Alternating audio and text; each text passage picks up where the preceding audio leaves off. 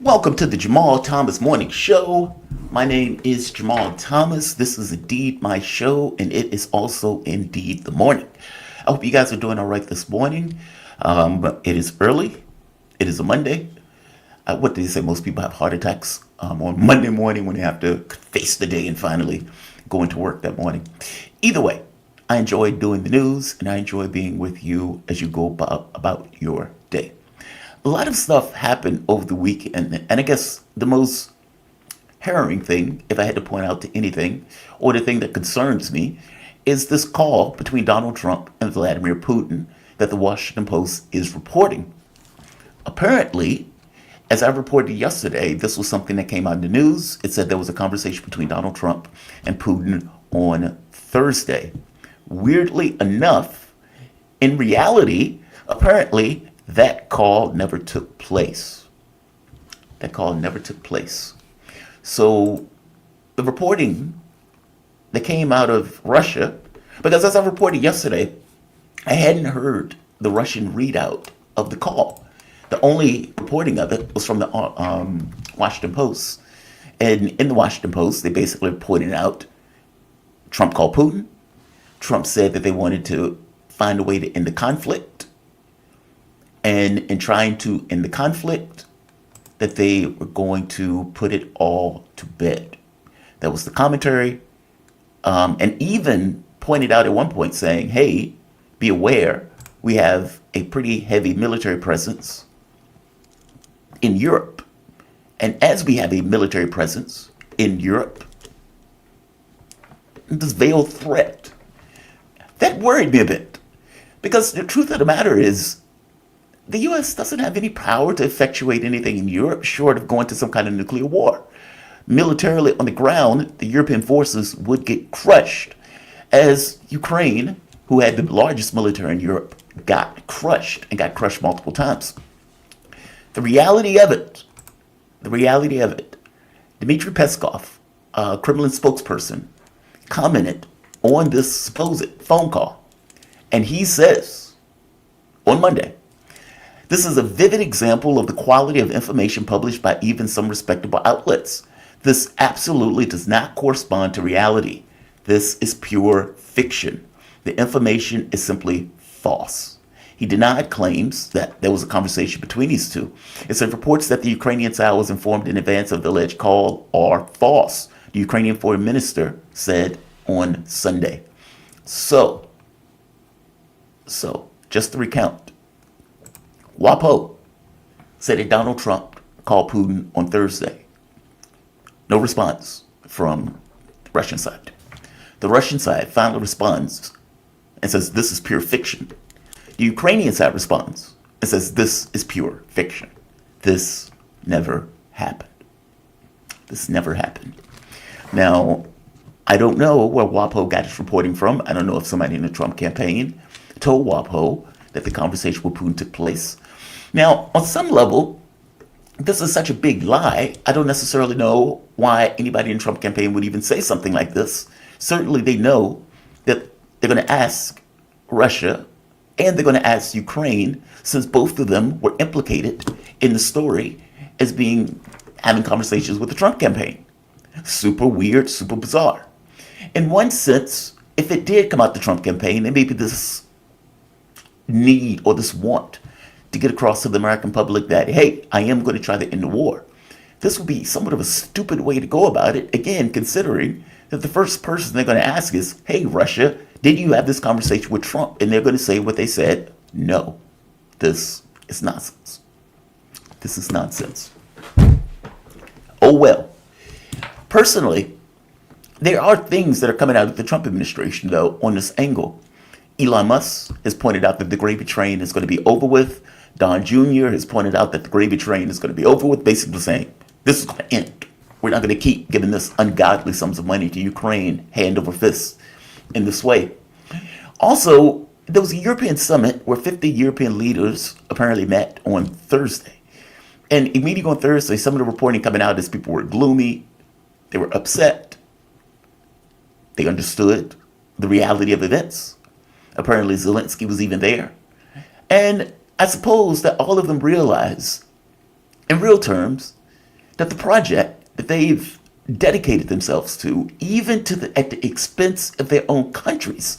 Keep in mind, Annalena Baerbock, extremely attractive German woman, but she is loony as a fruitcake, had made this statement once before that, look, I don't really care what the German public wants. We are going to fund Ukraine.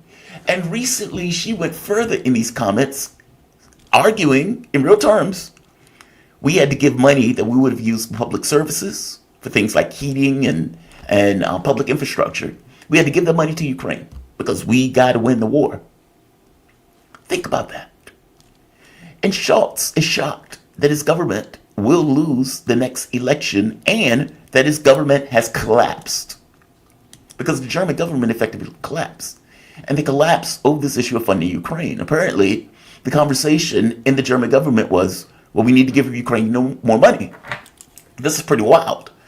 It's wild on a few fronts. A, they're blaming Ukraine for blowing up Nord Stream, a project that the German government put billions of dollars into because they needed the energy from Nord Stream. Meaning they didn't do it for no reason. They did it because they actually needed the energy that Nord Stream was going to supply at the cost that Russia was going to sell it. Their industries needed it. Their people needed it.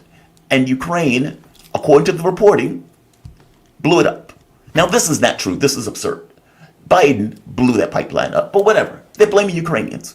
So not only from their point of view, or the argument they're making is Ukraine blew up our pipeline, our industries are literally suffering, and we are being deindustrialized as a major industrial power in Europe, which is true. But now we also have to turn around and give them more money and give them more weapons. How do you think the German public is going to be okay with that? And then have Baerbock effectively saying Germans need to suffer for Ukraine. Good luck with that. Good luck with that. As I pointed out before, those governments are going to collapse. No person in their right mind is going to be okay taking physical infirmities, meaning I'm going to suffer for your geopolitical project, even if they don't fully understand that Ukraine is a geopolitical project. They expanded NATO to the border of Russia. They overthrew the democratically elected government of Ukraine in 2014. They put in a massive military. And even when Russia made a deal, the Minsk agreements, in order to settle this conflict, they ignored the Minsk agreements. The U.S. made it clear that Ukraine doesn't have to follow those agreements. They continued to build up their military on the Russian border. All hell breaks loose. They end up killing ethnic Russian Ukrainians in the east when those Ukrainians break away from a government that is no longer legitimate. And this begins a civil war. As William Burns pointed out back in 2008, the actions of NATO and the U.S., well, NATO is effectively the U.S., but the actions of NATO will create a crisis in Ukraine that will result in a civil war that Russia does not want to get involved in, but seeing as it is happening on their border, they will not have a choice but to get involved in, whether they want to or not. I'm paraphrasing his document, but the document named Net Meaning Net, you can look it up on WikiLeaks yourself. William Burns is pretty prescient, and everything he says in that document has come to pass, with one exception. Honesty. Honesty. Meaning, Burns' analysis is accurate. Burns' analysis is correct. And yet, the same William Burns today is bewildered by why the war would start, and all of them have gone on this line of unprovoked aggression, despite the fact that it's NATO that moved to the Russian borders. It's the Ukrainian government that was overthrown by the Western powers. I mean, hell, you can listen to the conversation that was taking place between Nuland and Pyatt yourself. It is online. It was leaked. So this idea that, well, Russia just randomly overthrew Ukraine for no reason and Putin wants to overthrow all of Europe. Russia went into special military operation with 150,000 troops. And they're arguing that 150,000 troops, that wasn't enough to pacify one nation because they had to do build-ups after the fact, was going to be enough to take over all of Europe. It's absurd. They know it's absurd. It's the political rhetoric that they're using. By the way, the same rhetoric that they use in the United States. Trump is fascist. Trump is Hitler. Trump is a Nazi. His supporters are Nazi. Oh my God, this is going to be the end of democracy. And then when he gets elected, everybody shuts up. Think about that. If they legitimately believe that Hitler had won the race and that Hitler was indeed Hitler, do you honestly think that the Democrats and these people in media would be, oh, well, we lost. This is horrible. Who's at fault? Biden's at fault. Biden's to blame. Hispanics are at fault. Black people and black men are misogynistic. Kamala Harris could have never won, et cetera, et cetera. Or do you think there'd be a lot more hysteria taking place right now? I would argue that if they really believe that Hitler won, there would be a lot more hysteria. I'm pointing out that this was all political rhetoric. This was all their way of trying to entice voters to come out and vote for him. And it all failed. Not just failed, it failed on a massive level, considering the in total, with Donald Trump winning over 300 electoral votes and Harris winning, what, 220? Something like that. Trump almost beat her by 100 votes. So, yeah, there's that. I think what they're going to have to reconcile, especially these European leaders that are moseying around, and even Democrats and the people who've been in the Joe Biden administration, what they're going to have to reconcile is what I asked years ago. We're here, and I need to pull that clip. I don't know. I hope that clip is still up. But I did one monologue after the next years ago saying one day they were going to have to reconcile this. And the question, the damning question that is going to be asked is, what was it for? What was it all for? You overthrew a government, democratically elected, because you didn't necessarily like the way that government was leaning. All right. A violent overthrow, no less. You provoked a civil war. All right. You did something that you knew was a red line that Russia responded to with the special military operation. Instead of ending that special military operation early on with the Istanbul agreements, you push Zelensky to not end the conflict, telling him, we're going to give you all the money, weapons, guns, anything else that you need. Keep fighting. You're not going to get security guarantees from us. Go out and fight. And he did that. And he went out as an international panhandler begging for weapons and money over and over and over and over again for the last several years. All right. None of it worked. The Russian economy wasn't destroyed. The Russian military wasn't destroyed. In fact, the Russian military went from 150,000 to nearly 1 million men, and with an industrial capacity that is outpacing all of the West, including the U.S., put together. 500,000 or more Ukrainian soldiers have been killed. 20% of territory has been lost. And so I asked the question again. You had the Minsk agreements, you blew them off. You had the Istanbul agreements, you blew them off. All of these people have been killed. Russia has not been stopped. The Russian economy is dominant and kicking along.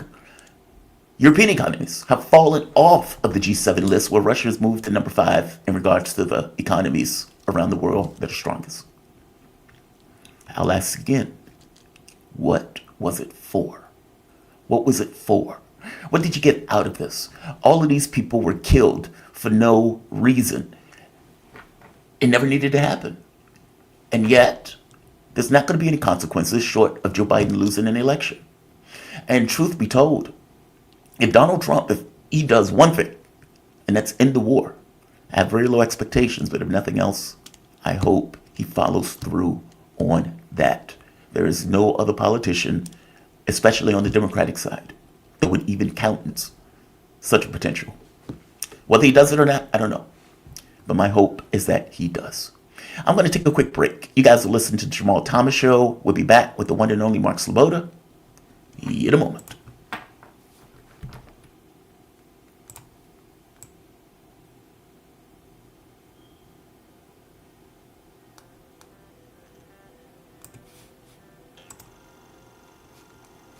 All right, good.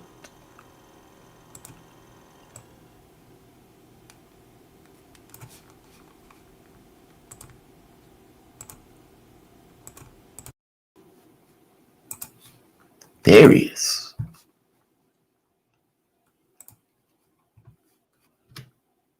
We are back. My name is Jamal Thomas. This is the Jamal Thomas Morning Show. If you guys dig the content, give us a like, share the video, subscribe to the channel. If you really dig it, you can always support it through PayPal, Patreon, or for that matter, Super Chat or Super Stickers, whatever they call it. All stickers or chats will be read, providing they're not racist, sexist, or bigoted. But I want to get to my guests. The one and only Mark Sleboda. Mark Sleboda is an international relations and security analyst. You can follow Mark on Twitter at Mark Sleboda1 and on his YouTube channel, that Real Politic with Mark Sleboda, and you can find him on Facebook at facebook.com/Gramsci. Mark, welcome to the show, man. How you doing this morning? Tomorrow, thanks for having me. It's an honor and a pleasure to be on the show. Mark, it is an honor and a pleasure to have you. As I always tell you, you are the person I go to or think about when stuff is going on and I need a little bit, let's say, of a better assessment on a better point of view. So I guess the first thing I have to get to has to do with a phone call. So Donald Trump came out, and I think this was on Thursday, if I'm not mistaken, the Washington Post, I would say, came out and said there was a phone call between Vladimir Putin and Donald Trump, and that Donald Trump in that phone call urged, or if you listen to the WAPO, told Putin to not escalate the war, put out a veiled threat that, by the way, we have heavy military armaments in Europe, and basically pointed out that he wanted to find a way for peace on the continent of Europe.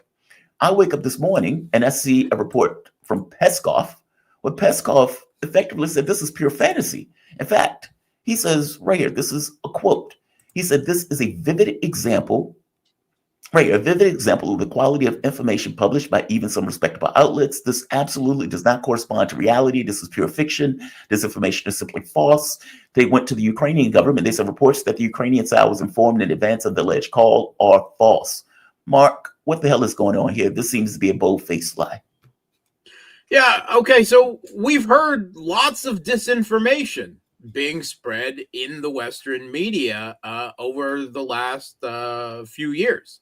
Even more particularly, there have been a lot of reports in, normally considered paper of record in the West, the Washington Post, the New York Times, the Wall Street Journal, the Financial Times. All of them have published stories about supposed secret peace meetings between Zelensky and Shoigu, peace discussions not to attack each other's infrastructure between Russia and the Kiev regime in Ukraine.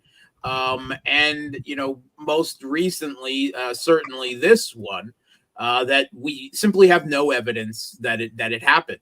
Right. It seems more the Washington Post or it's the sources that it cited, and the source it cites on information about this phone call is an anonymous source familiar with the matter. I mean, that's it.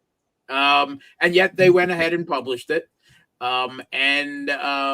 We have no evidence that it happened at all. It sounds very much like we might expect a first phone call between Putin and Trump. Now, it could be the fact that this story is true, that this phone call took place, and that both sides agreed that it would be kept as a confidential phone call because of current political tensions. That's possible, right? We don't know. We have no evidence to go on.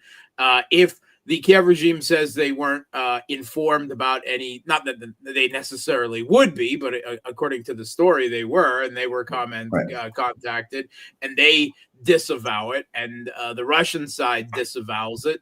And I expect at some point in the next 24 that the Trump administration or the Trump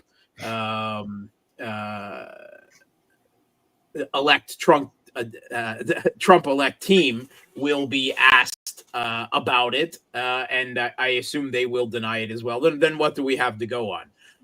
Nothing. And so, I mean, it's not a surprise if this is disinformation. It would also not be a complete surprise if it was simply kept, by both sides on the low. But we don't know either way. Wow. Okay, fair enough. I mean, when I first came across the story, I thought, oh, this is optimistic until I heard the part about, their military armaments. But at this point, we don't even know if the story is real. So I guess there's But that. that is Here's the entirely part that realistic, though, was because interesting. Europe had their own summit. I think it was 50 European leaders. The summit of the European Committee, some to that effect. I hadn't really heard of this, but whatever. But they apparently had their summit. They said the people were gloomy. Apparently Zelensky was there. He was gloomy.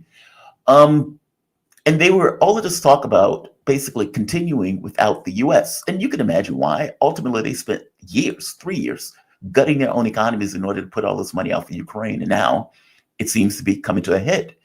Could Europe fund this war by themselves? I mean, all of this talk about them giving euros, can they do it? Can they fight it can on they their fund own? it? Meaning, can Europe Yeah. replace the amount of money that can Europe replace the amount of money that the United States was putting in to keep Ukraine going?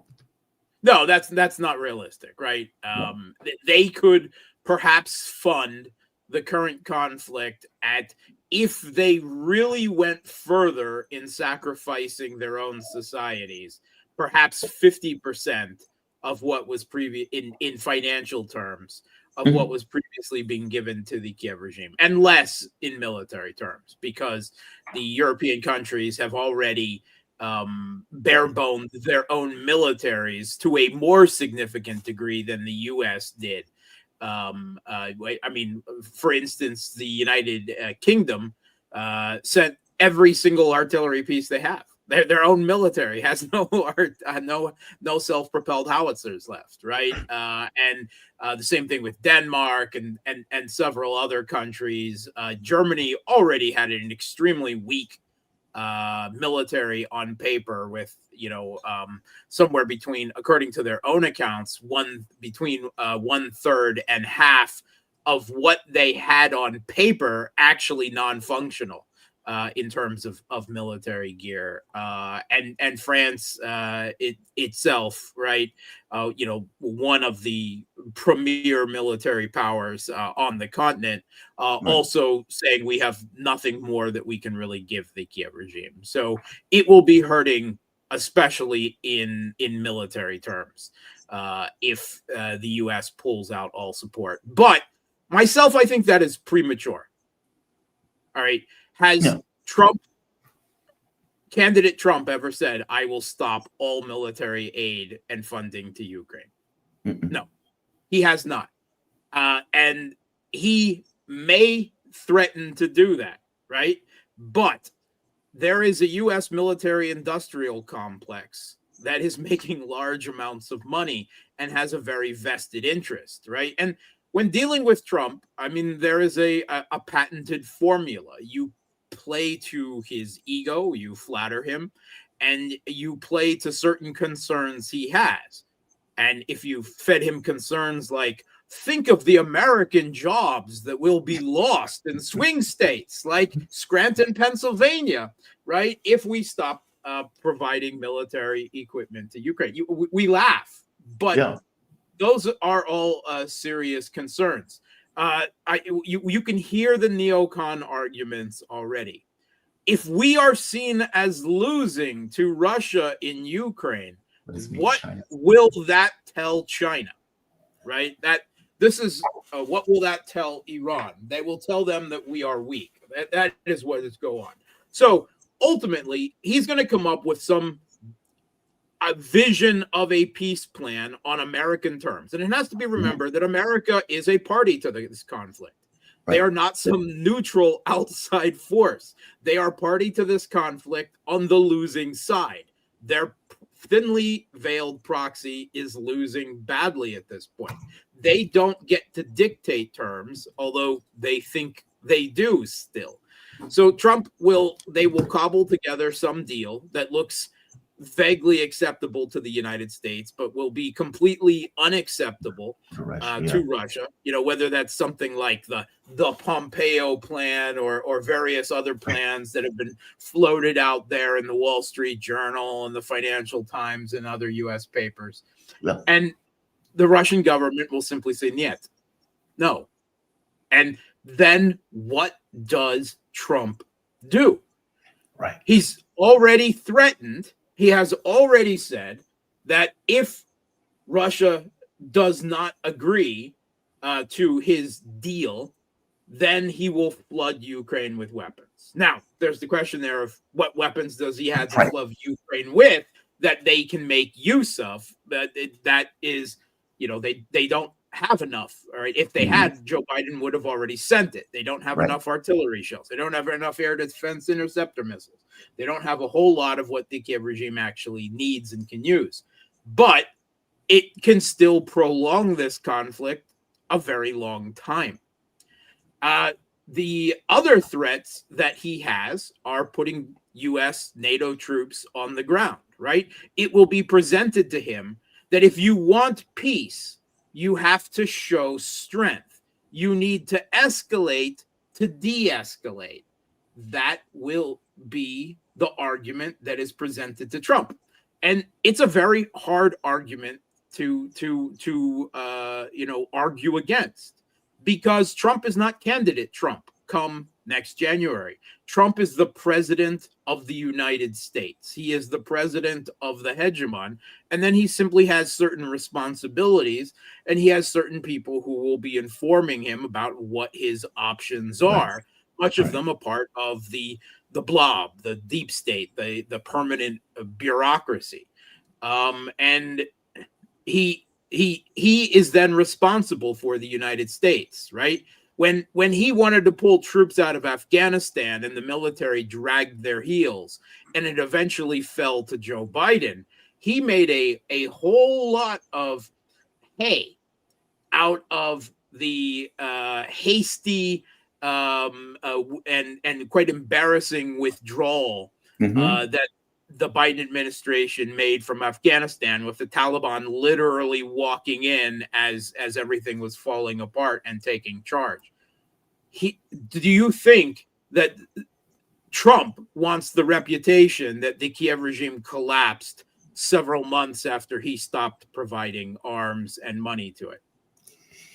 No, but I do think that he spent a lot of political capital on this issue. And not to mention political capital. Keep in mind the fights and the attacks that Kamala Harris and many of the other people were using against Trump was, well, he hangs out with dictators and he's going to do this with Putin and whatnot. Trump remained consistent on that issue of, I'm going to end this war. I think the thing that I agree with you with, and that freaks me out about Trump, is he's a wild card. And because he's a wild card, he could very well think that he has more capability than what he actually has, which gets us involved in this in a far worse way. On that, I agree with you. I also think that on the particular issue of Ukraine, we have heard a lot more from the people around Trump that were gravitate around him during his campaign. Trump Jr., Tulsi Gabbard, RFK Jr., right? But this is not Trump. And these are people who were with Trump on the campaign trail when it was convenient for Trump to have them for electoral purposes. That does not mean they are going to be part of his decision-making foreign policy team when he takes office. We don't know what that looks like yet, right? And we'll have a better idea. We've received the official word from Trump himself that it will not include, despite speculation by the media, Mike Pompeo and Nikki Haley. Okay, that's great. That is two beasts, but there's a whole swamp full of other neocon beasts out there that we do not have the naysay regard on. So Trump is unpredictable, and the Kremlin has once again pointed that out. And previously, the Putin pointed out that they preferred Kamala Harris because Trump was unpredictable, and there was no belief of that, right? Generally in the Western media, even a lot of the alternative media, they didn't take that at face value. But I think they were being completely honest, because when you're talking a nuclear opponent, unpredictability is a very dangerous thing. And they don't know no one knows what Trump is going to do. I don't think Trump knows what Trump is going to do at this point, right? He may want to end the war, right? But ultimately, he will want to end the war on terms that are good for the United States, which is the losing patron of this Right. conflict, Right. not for Russia. And Russia is not going to accept any of these terms, or if they do, it will be seen by the Russian people as a betrayal of everything that Right. the sacrifice of the last 3 years has gone for. So we're going to see a crux moment where Trump ultimately is going to present a plan that is going to be crafted by the people close to him. It almost certainly is not going to be accepted by the Kremlin, by Putin, who is winning this conflict and will want it on their terms, right? Yeah. Because the Kiev regime hasn't accepted that they are beaten yet. The United States, as a institution, has not accepted that it's been beaten yet, and is almost certainly not ever going to accept that it was beaten, being the hegemon as it is, right? Because it's always reputation, it's always, prestige, it's always about perception. So I do not see, as of yet, any signs that give me hope that this conflict will be winded down, right? Russia is still operating off of maximalist demands, much like the Kiev regime is, but the difference is that Russia is in the driver's seat on this one. And they feel comfortable continuing this conflict under sanctions, right? Under US and EU continuing the level of armament that they've been giving. Russia still feels confident that in another few years, they can decisively win this conflict despite that. Would they like it to be over sooner on their terms? Yes, right? They would want it over tomorrow on their terms. But if it's not on their terms, then there is going to be a whole nother war to determine what the terms of Russian winning look like. Because winning and losing in a conflict like this is not a binary thing. There is not, one set defined goal of what winning means. I don't even know if the Russian government fully knows what, or I mean, they probably have multiple contingency plans, but does winning mean just liberating the Donbass? Does it mean liberating the Donbass plus Kherson and Zaporozhye? Does it mean liberating the whole east bank of the Dnieper? Does it mean taking over Kiev? Does it mean going to the Polish border? Those are all lots of different goals and different crux moments. Well, the West will once again be faced with a mea culpa moment when they have to decide, both Europe and the United States, how they should they escalate in response to this to try to de-escalate that, that false, that canard, as it were. And there is a long distance between, say, Toretsk and Kiev, right? Yeah. We've still got a long way to go potentially in this conflict. Mark, is there a way that you could think of for them to thread the needle, for them to get, because, during the Kennedy administration, when you had the Cuban Missile Crisis, they were able to make a deal to remove the missiles, I believe, out of Poland. It was kind of kept hush-hush, so Kennedy could say, hey, we won, and the Russians could say, well, we also won, we got what we wanted, with the Soviets. Can you think of a way to thread this needle where Trump is able to save face, by the same token, it's clearly a loss where Russia could say, look, we accomplished our objectives? Yeah, in the Cuban Missile Crisis, right? The crisis was actually instigated by the United States in a facts that were left purposefully out of history for decades. That it was the U.S. that had originally moved missiles within range of Moscow in Turkey and in Poland, and then the Soviet Union's response was to place missiles in Cuba. And the eventual talk down, the eventual drawdown from the conflict was behind closed doors. The U.S. agreed to remove those missiles. If Cuba agreed to remove those, the Soviet Union agreed to remove theirs from Cuba. And the U.S. also made a promise never to invade Cuba, right? But that wasn't to be discussed. That was not to be publicly known. And that was the U.S. conditions, right? I don't think that the current Russian government is willing to lie to save the U.S. face in this regard.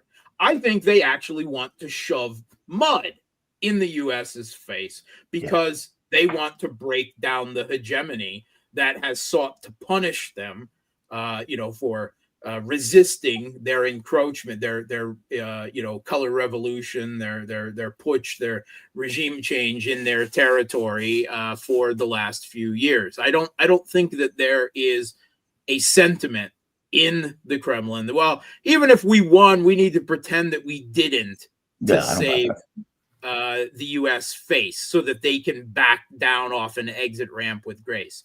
I don't think that exists. Yeah. And I'm not the only one who feels this way. And I think that puts me in very good regards, because the other one who has, completely independently said the same thing is John Mearsheimer, the foremost realist international relations scholar in the world, and one of them in all of history.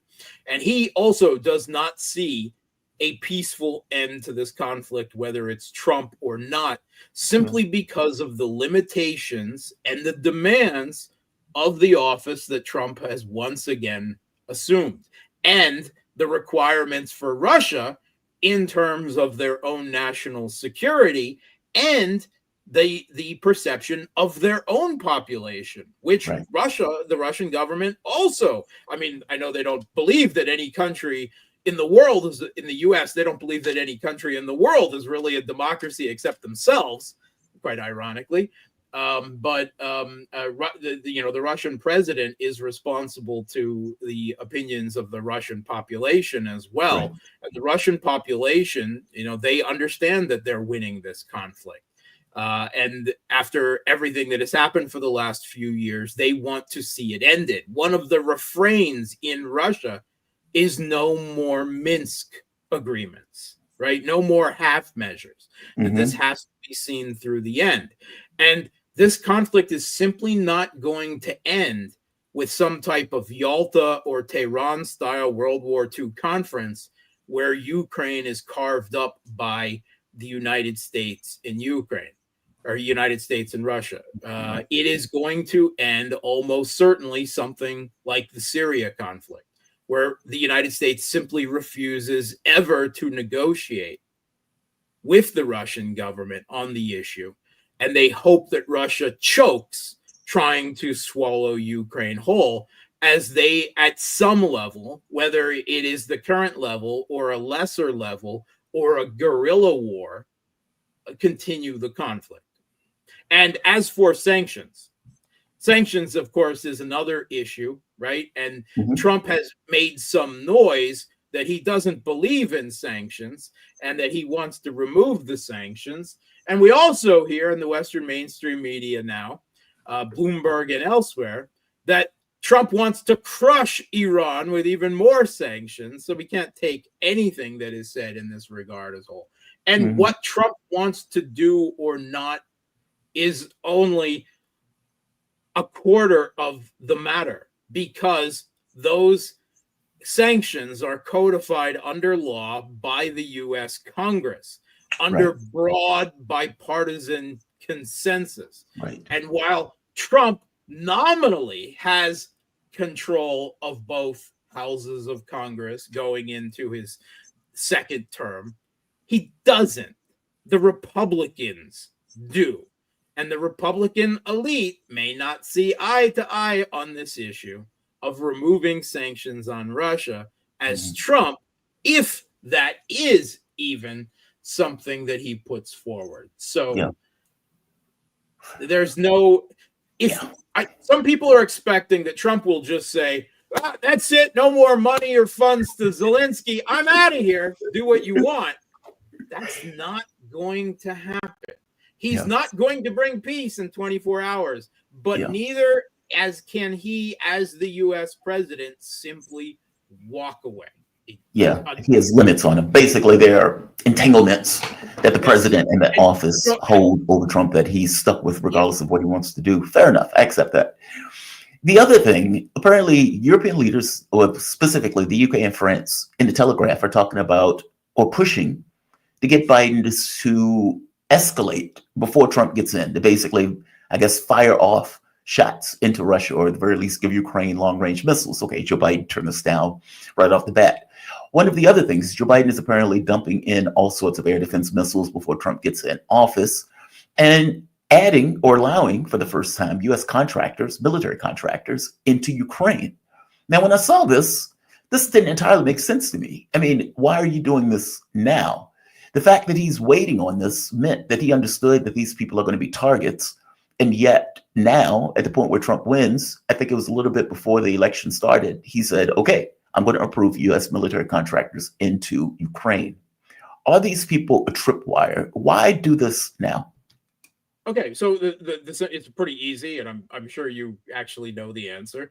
It's to entwine the U.S. so much in this conflict that whatever Trump wants or doesn't want to do, he is unable. He's making it harder for Trump to extricate himself. We've heard all of this about Trump-proofing sanctions and Trump-proofing financial aid for the Kiev regime. Well, this is attempting to militarily Trump-proof the conflict to make it much harder. And it has to be said that U.S. contractors have been on the ground since the summer of 2022, right? Probably since the spring of 2022, but they haven't officially, legally been there, right? It's been done under the books. So now this is going to officialize it, and of course, it will also increase their number. Now, I don't believe that in and of itself it is necessarily a tripwire, right? In the sense that U.S. troops in uniform would be, right? That if these contractors, right, mercenaries, as Russia will call them, whatever they do, are killed, that the U.S. has to respond, right? I don't believe it's to that degree. Probably the way the U.S. has treated the death of contractors in other areas, in other conflicts. But even if it's not a tripwire force, it is a further enmeshing of the United States into the situation. With these interceptor missiles. The U.S. is just, I mean, he probably literally ripped them from the Pentagon's hand, right? I mean, like stealing a lunch money from a kid, because the Pentagon really did not want to give these up. Now, there's a question of what they are. So they said 500 air defense missiles that include Patriot missiles and NASAMS missiles and others. Now, the way they phrased that and they threw it all together makes me definitely believe that the amount of Patriots in that collection is smaller than the amount of NASAMS and other, like, I don't know, Hawk air defense missiles, some ancient system, right, that has been provided as well, in order to hide how small the actual delivery of Patriot missiles is, right? Because we know already that the U.S. is deadly short, and they're being provided on production at this point. Now, at the same time as that is being announced, the Pentagon has once again reiterated that they will send no more ATACMS missiles to the Kiev regime in Ukraine, right? Because they want them for China, right? I mean, that was always a part of it. So it's almost like the Biden administration is trying to pull forward while the Pentagon is tugging in another direction. But 500 air defense missiles of whatever sort, even if they were all Patriots, right? There's also a matter of launchers, and Russia has destroyed that number of interceptors and systems before, and they will again, right? It's only prolonging the agony. I think primarily that air defense shipment in particular is meant to see the Kiev regime through the winter, to make sure that it doesn't fall before Joe Biden leaves office at the least, right? I think that's a safety margin. I don't think that would happen anyway, but I think they're simply playing it safe, and they don't want too much damage done to the regime behind the lines. They're attempting to limit it at least at least before Joe Biden leaves office, and then whatever happens after happens. That But would be this contractor thing is a serious collapse before Donald Trump even get into office. Mark, I'm going to let you go. Last question before I let you go, though. Just an update of what's taking place on the battlefield, even in Kursk, or for that matter, on the battlefield in general. From my understanding, Ukraine has been unable to stop Russia's advance pretty much on all fronts. What's taking place on the battlefield? Okay, so the same story in the south and central Donbass. Russian forces are in this area essentially unstoppable, right? Mm-hmm. And the Kiev regime are very able to slow them down. There are reports, unconfirmed reports this weekend, but it seems that Karahova, the second of these three supply line centers behind the Kiev regime's lines in the Donbass, which were Pokrovsk, Selidova, and Karahova. Selidova has already been taken. Karahova is reportedly on the edge of falling, and that leaves just Pokrovsk, right, going into the winter, which will be invested. So that's pretty significant. However, there are several other areas on the battlefield where the Kiev regime has successfully at least stalled Russian advances. Or slowed them down to a very significant degree. Toretsk, right? The Kiev regime is holding on to the outskirts of Toretsk fairly effectively. Seversk, the Kiev regime is giving Russia a very serious battle there. And now in the last few days, at least, in the Kursk region, Russia launched another counteroffensive in that area, the third one. And thus far, reports, take it for what it's worth, but some of them come from the Russian bloggers and as well. This has not been nearly as successful, and that it has been stopped thus far. But there is also talk from the Kiev regime that Russia has another 50,000 force, supposedly including invisible North Korean super soldiers or whatever, that is going to be moving into the Kursk region. But my point being is that the Kiev regime is still able in some places to slow down and even stall Russian advances, conduct counterattacks. It's still looking very good for the Russian side on a whole, but it's not done yet. And the last aid package, Joe Biden just sent 211 Stryker armored vehicles to the Kiev regime. Shipments of big mechanized forces that size. They're not going to win a war, but they're not something to sneeze at either. Right. And Mark as you mentioned, man, you always appreciate you, Mark. Mark Sleboda is an international relations and security analyst. You can follow Mark on Twitter at Mark Sleboda1. You can also check out his YouTube channel, Real Politic with Mark Sleboda. And you can find him on Facebook at facebook.com/Gramsci. Mark, thanks, man. I really appreciate it. Thanks for having me. All right, let's take a quick break. Shout out to Mark. Always appreciate his analysis of these events. It sounds like he is saying caution with Trump. And he's right. All things being equal, the catch is, whereas Donald Trump, I keep saying he's a wild card. And I call him a wild card because he could do either. In one sense, Trump could say, my responsibility is to end the war. He could do that. Trump could also say, my responsibility is to end the war, but I don't want to look bad doing it. Now, that would freak me out. And it would freak me out because if you're playing chess and you're trying to win a drawn game or lost game, that is the fastest way for you to lose, even worse. And when we're talking about things like nuclear weapons, and you don't have the ability to escalate in a conventional military sense, meaning you have no capacity to win in a conventional military sense, okay, then what do? Now, how hard is he willing to push? And is he willing to bring nuclear weapons online? I mean, this is what I mean. There's no win in this, in any situation for the U.S.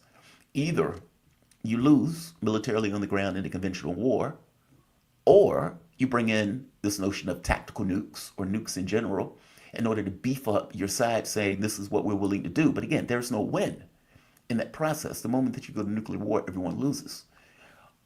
Trump is a wild card. And so, whereas Harris would have maintained the way things are currently At the very least, Trump gave the campaign pledge that he was going to end the war. The catch is there pressure on him to fulfill that campaign pledge? If that answer is yes, he can say, I have a mandate to do this. The American public chose that this is what they wanted. We fought over it in the election. Damn it, I'm going to do it. So we will have to see. As I said, the people around Trump have been saying they're going to end it. The gravy train is over with. No more money is going to keep going to Ukraine. That part I don't believe. Even if they end it, they still probably send Ukraine cash and money. As Mark said, he doesn't necessarily want it to collapse on his watch. By the same token, Trump's a wild card. Trump is a wild card. All right, so let's do this. Let's take a quick break. I'm going to be back in a moment. Jamal Thomas Morning Show. If you guys like the content, give it a like. If you guys really like it, share it. If you want to subscribe to it, subscribe to it. We're trying to hit 40,000 by the end of the year at least. And I need your help in order to do that. We are definitely growing where some of the other liberal channels are apparently collapsing. Thank you for that. And let's keep this gravy train, as they call it, going. Also, if you really dig the content, consider supporting through PayPal, Patreon, or for that matter, Super Chat, Super Stickers. All chats will be read, provided they're not racist, bigoted, or sexist. Even if you take the piss out of me, they will most likely be read. Let's take a quick break. Jamal Thomas Morning Show. Back in a moment.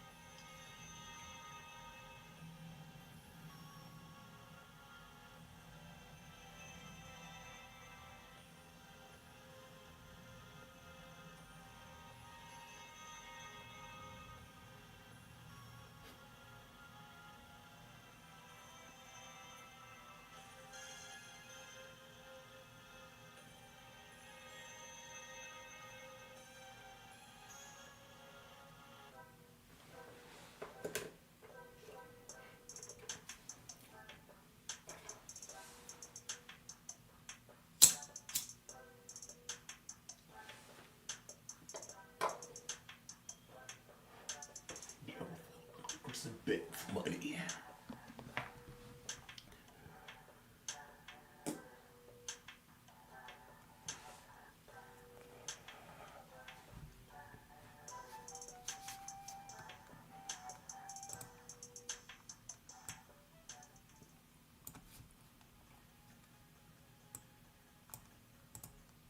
Welcome back to the Jamal Thomas Morning Show. My name is Jamal Thomas. This is indeed my show. I am the host of this particular episode of this show. Look, if you guys dig the content, give it a like. Definitely hit the like button. It always helps. Share the content. Share it to your mama, brother, sister, cousin, whoever. If they enjoy political content, if they want honest context, I'm the person to give it to them. From Monday through Friday, 7 a.m. to 10 a.m. And if I'm being honest, I pop in at all times of the day and night because I tend to be an insomniac. On top of that, if you really dig the content, consider supporting the content through PayPal, Patreon, or for that matter, Super Chat or Super Stickers. All stickers will be read, providing they're not racist, sexist, or bigoted. A few announcements before I go into 8 o'clock hour. Colonel Wilkerson will be on the show next Monday. So next Monday at 9:15, Colonel Wilkerson, that is the one that worked with Colin Powell. I believe he was his chief of staff. He will be on the show. Wilkerson has been a very strong voice on the issue of peace and to change the ideology of U.S. foreign policy. He has been a strong leader on that front ever since leaving the the George Bush administration. Second front, Glenn Deason will be on the show. I think he may be on the show tomorrow. I'm going to confirm with him to see if he's going to come on tomorrow, but he should be on the show tomorrow. So there is that. I'm trying to get Jill Stein. I've sent her an email. I haven't necessarily received anything from her yet. I will keep you apprised on whether I can get her on the show. Also, today is Veterans Day. Now, one of the guests, one of the viewers, pointed out that I don't care anything about veterans, that I didn't announce it was Veterans Day, and that this is something that I don't care all that much about. You cannot be further from the truth wrong. I have family that is soldiers. My first cousin, actually, grew up with him. He is in, or at the very least was in the military. My ex-wife's brother was in the military. I care deeply about this stuff. My mom's husband, as much as I dislike him, he was in the military. My issue has to do with the way our military is used, not with the individuals that are in it. Those people decide that they are going to give their life, literally, to give their life with this idea of protecting the United States government. And unfortunately, instead of using those people to, make sure that the walls are safe, we send them into other places to do horrible things. That is not the fault of the soldier, per se. That is the fault of the U.S. government and the way that they use those soldiers. When I'm making these arguments, saying that we need to stop these wars, why do you think I'm making these arguments? In one part, it is, yes, I don't want us killing people abroad. And this has not necessarily been to the best interests of the United States. We've slaughtered people, millions, all across the globe over the last 20 years. And very little is ever said about it in our media, short of this triumphalism and this support the troops. Well, they want to support the troops while they're killing people, but the moment that those troops get back broken, mentally damaged, or for that matter, the Gulf War syndrome, where they were dealing with radiation and everything else, nobody cared. Nobody cared. I cared. Part of my rationale for this position is not just the killing people abroad, but I don't want our people over there doing that stuff. Meaning, why on earth would I want Americans going over killing other people when those Americans are best suited here, doing whatever they're doing here in this country? I don't want those people broken. I don't want those people injured, nor do I want those people psychologically damaged from killing or injuring somebody else. My very political position is I'm sick of these wars. And it's not just I'm sick of these wars from the standpoint of who we are killing and injuring and who we're evading, but also from the standpoint of our people, Americans, who are being used to do that. So yes, I care deeply about this notion of Veterans Day. I hate the fact in the way we use our military, and we have this military triumphalism. And the moment that those people come back, we don't all care that much. At that point, the parades go away. Nobody says anything about it. And those people are stuck, left to their own devices to live their life and cobble themselves back together with very little assistance from the U.S. government, or for that matter, with shoddy services from the Veterans Administration, etc. I care. I care. Just because I don't make a show about it every day, I do definitely care. There's that.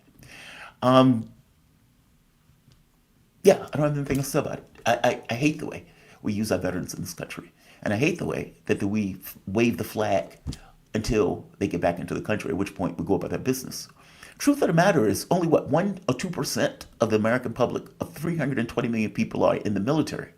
And because you have such a tiny number that are in the military, oftentimes it's overlooked. Meaning we're not all putting skin into the game in this situation. And because we're not pulling skin into the game, we have the president's men, where the president can send troops into other countries without the rest of the country being in an uproar over it, because you're not really pulling for the rest of the country. The people who are going are purely volunteer.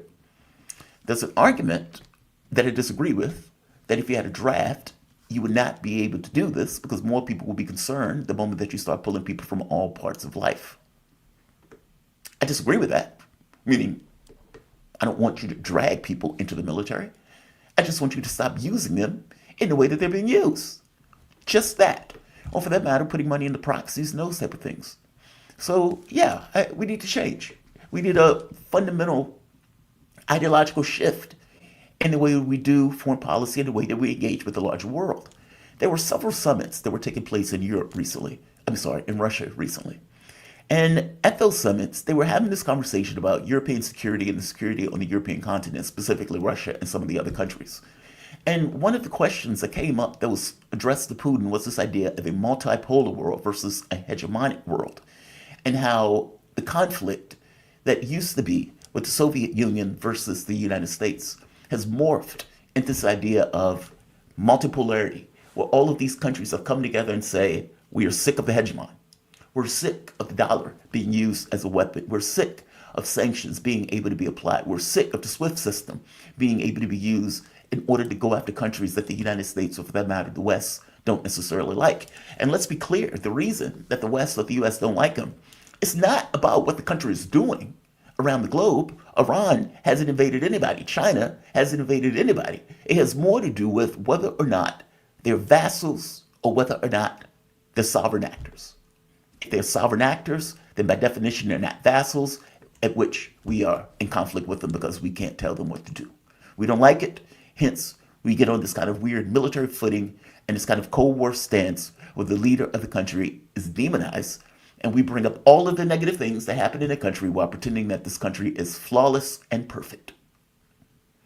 It's nonsense. It needs to change. The rest of the world has started to organize against that. They're sick of that. They're sick of the military action. They're sick of using proxy wars in order to destabilize countries. They're sick of the U.S. intruding into the politics of those other countries. And in doing so, they decided to cobble themselves together to A, find a way to not use the dollar, B, look at each other as equals, meaning there is no hegemon in this process. We're looking at each other as equals. And in going forward, more and more countries have decided to lump in on that model of the world, with Europe and the United States being isolated on that front. Russia's not isolated. You didn't destroy the Russian economy. You didn't destroy the Russian military. China is out the barn. Iran is not isolated. North Korea is not isolated. These conflicts between Iran and Saudi Arabia, well, they're having military exercises today, if I'm not mistaken, where Saudi Arabia, or at the very least delegates from Saudi Arabia, are in Tehran, or vice versa. I forget which one it is. I believe they're in Tehran. I'm pointing out that many of the hostilities around the world has been not necessarily settled, but brought down in temperature with BRICS, because they all want to get together into a new world. By definition, that multipolarity is at odds with this idea of a hegemon. That seems to be the new axis by which a conflict is being waged. And I hate to tell people in the United States, you're $35 trillion in debt, and that number is going up daily. And with more than half of the globe being on this other side, the world has taken a point of view. And truth be told, it is a very difficult argument to make that you should back the hegemon. Think about that. Like, how do you make that argument? In the old days with the Soviet Union and the United States, you can make that argument of we're freedom, we're justice, we're love and light. Look at the bald eagle. We are phenomenal. Do you really want to be part of that repressive government? That was the argument. That's the way they used to make the argument. And again, it is kind of an easy argument to make if you could look at the Soviet Union and say, yeah, they may have all those services and everything else, but dude, it's a repressive government. What about now? What about now? You have all of these countries in the global south, all of these countries in Africa, you have Turkey, Saudi Arabia, Iran, all of these countries have effectively say, we want something different. We want a world by which us as countries are equals. Now, how do you make the argument that, no, you shouldn't be equals. We don't believe you should be equals. We're indispensable, meaning you are something less than that. You're dispensable. We are the nation that everyone needs. Your very life, the very air that you breathe is dependent upon us. Do you honestly believe that another country that's sovereign, that considers itself sovereign, is going to accept that premise? And if they don't accept that premise, then what? I'm saying that this is no longer an individual country that we're dealing with on not accepting that premise that they're somehow lesser than. This is the overwhelming majority of the world that has finally said we're sick of hegemons. This is over with. We did that. We did it for 50 years. It did not come to good ends. Superman has fundamentally gone insane. And in Superman going insane, we need to come up with a new model of operation in the world. And that is what is taking place with BRICS, the Shanghai Cooperation Organization, all those countries that want to join BRICS. Hell, even the Belt and Road Agreement on some level speaks of that want of the world to eliminate and stop these wars. Unfortunately for the United States, part of our model of operation in the world is war. Think about it. We expand to the border of Russia. We overthrow the government of Ukraine.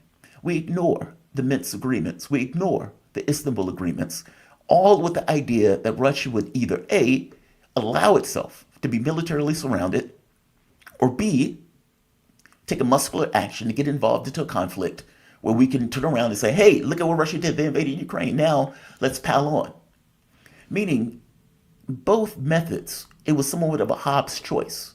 It was full well understood that all of these things were red lines, especially the issue of Ukraine, considering Ukraine has been used by the West to invade Russia on more than one occasion.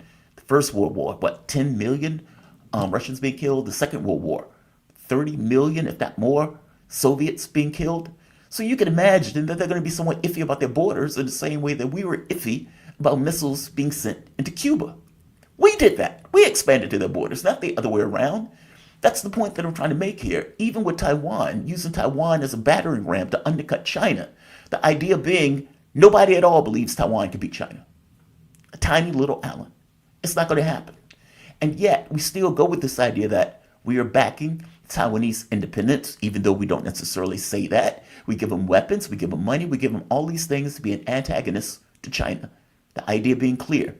China is an economic industrial power. We need to somehow slow it down so we can maintain control. Similar thing with Iran, where we are using any and everything in our power, sanctions and everything else to isolate Iran. That is not happening. We're even supporting a terrorist, batshit crazy organization, the MEK, despite the fact that they have little to no popular support.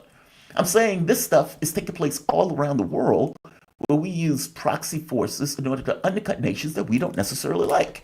The Kurds, right now, in Syria, where we lose, Obama loses his regime change war in Syria, getting 500,000 people killed in that war.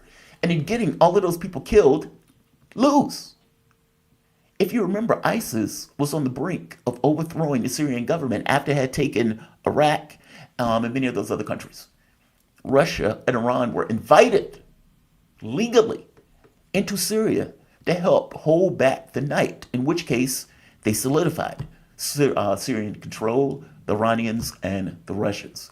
The U.S. and its proxy group that it was backing, basically a band of terrorists, ends up maintaining, stealing the oil, stealing the wheat, and keeping a certain percentage of the country, with the U.S. basically protecting a terrorist group as it does so. I'm saying this needs to stop.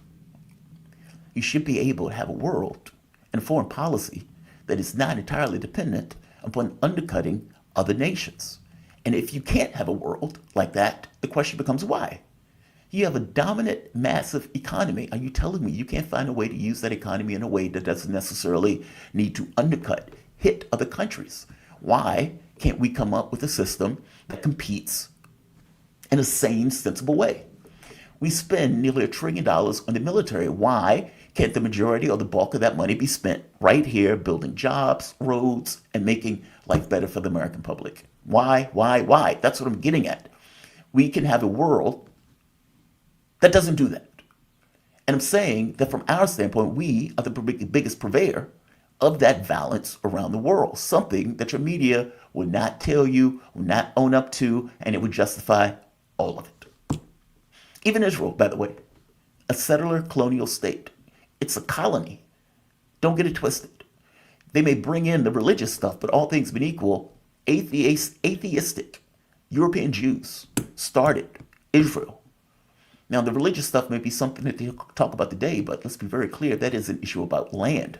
You have occupied somebody else's land. You have killed, slaughtered, and expelled hundreds of thousands, nearly 1 million people off that territory. And when those people fight back, when those people resist, well, when the French resisted the Nazi occupation, we accepted that. But for whatever particular reason, we don't accept when the Palestinians form resistance groups, or for that matter, the Lebanese form resistance groups and push back against the settler colonial terrorist state of Israel. Again, our support of that has a lot to do with this idea of having a colony in the Middle East. It has less to do with Israel in and of itself. We want our own pit bull in the Middle East to have pieces on the ground to affect policy where our fingers are not necessarily on it. The problem with this is that our fingers are on it, and the rest of the world can see it clearly. We have alienated ourselves from the rest of the world because of the policies that we have taken. And what they've decided to do is make the world smaller by pretending that 14% of the globe, the US and Europe, are the world. I hate to tell you, that is not the world. The world is far larger than just America and Europe. And that rest of the world has started to organize in a way to assert this notion that we want a different world. Is China going to be a new hegemon? China is saying no. China says they want win-win relationships. Some people don't believe that. John Mearsheimer, for example, don't believe that. Mearsheimer's point of view is that any country that is the size and scale of China, whether they want to be a hegemon or not, will end up being a hegemon. Maybe. That has been the goal of history, or that has been the way history has recounted that stuff. But will it always be that way? Well, we do hit new norms. There are inflection points in regards to the way life and reality operates. And hopefully, this is a new norm. I don't know.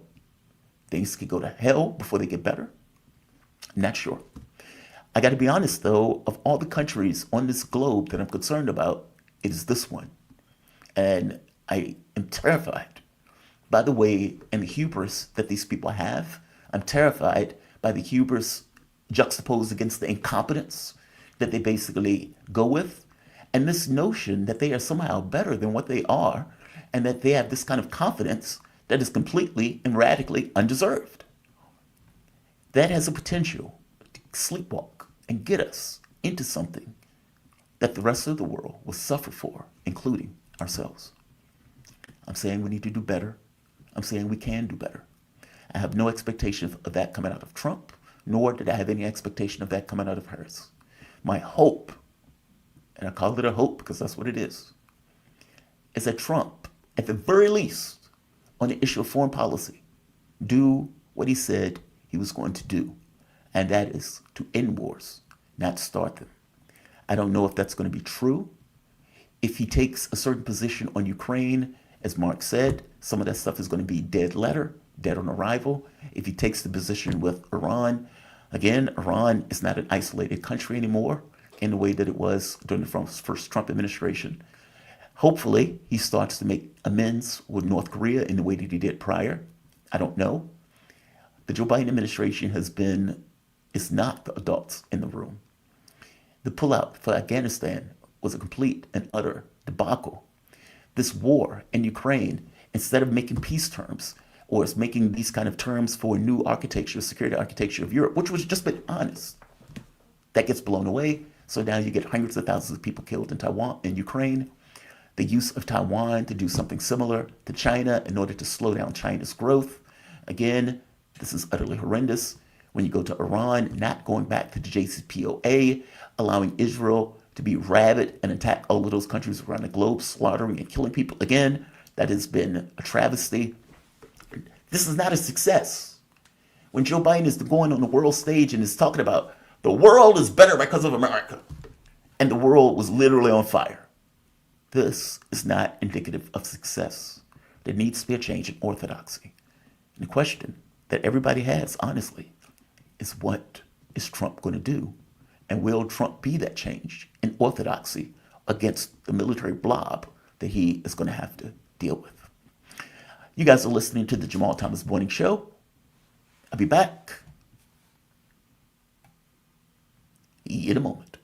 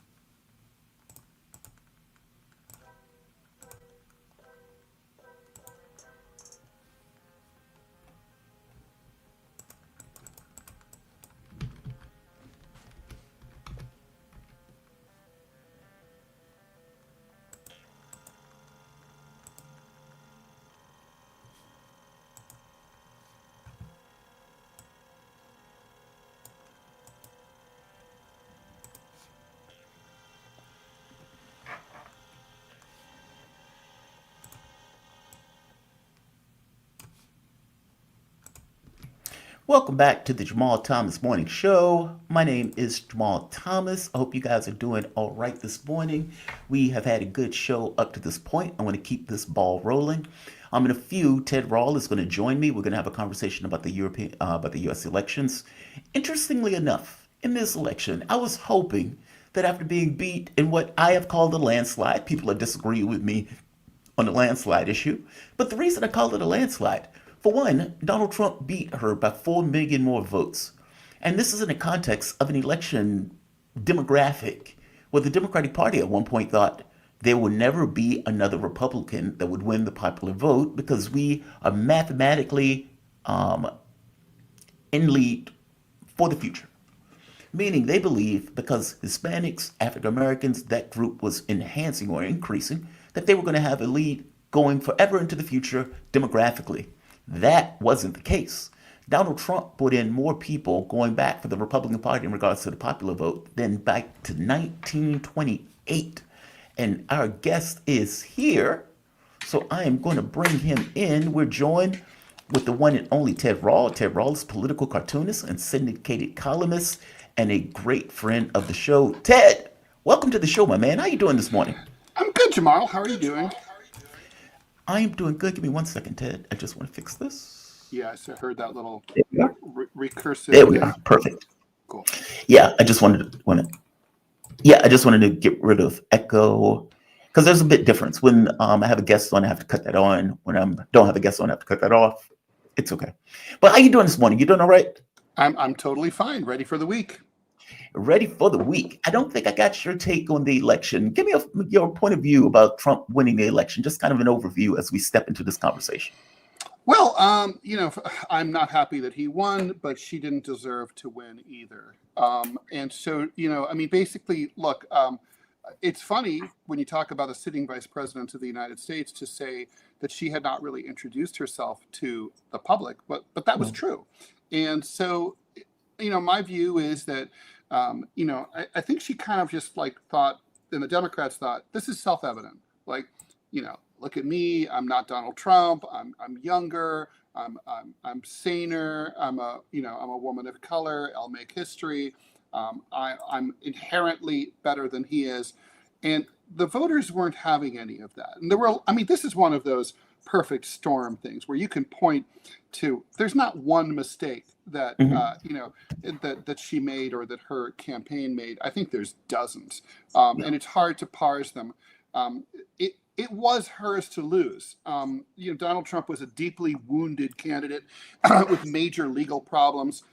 He screwed up in the one and only debate that he had.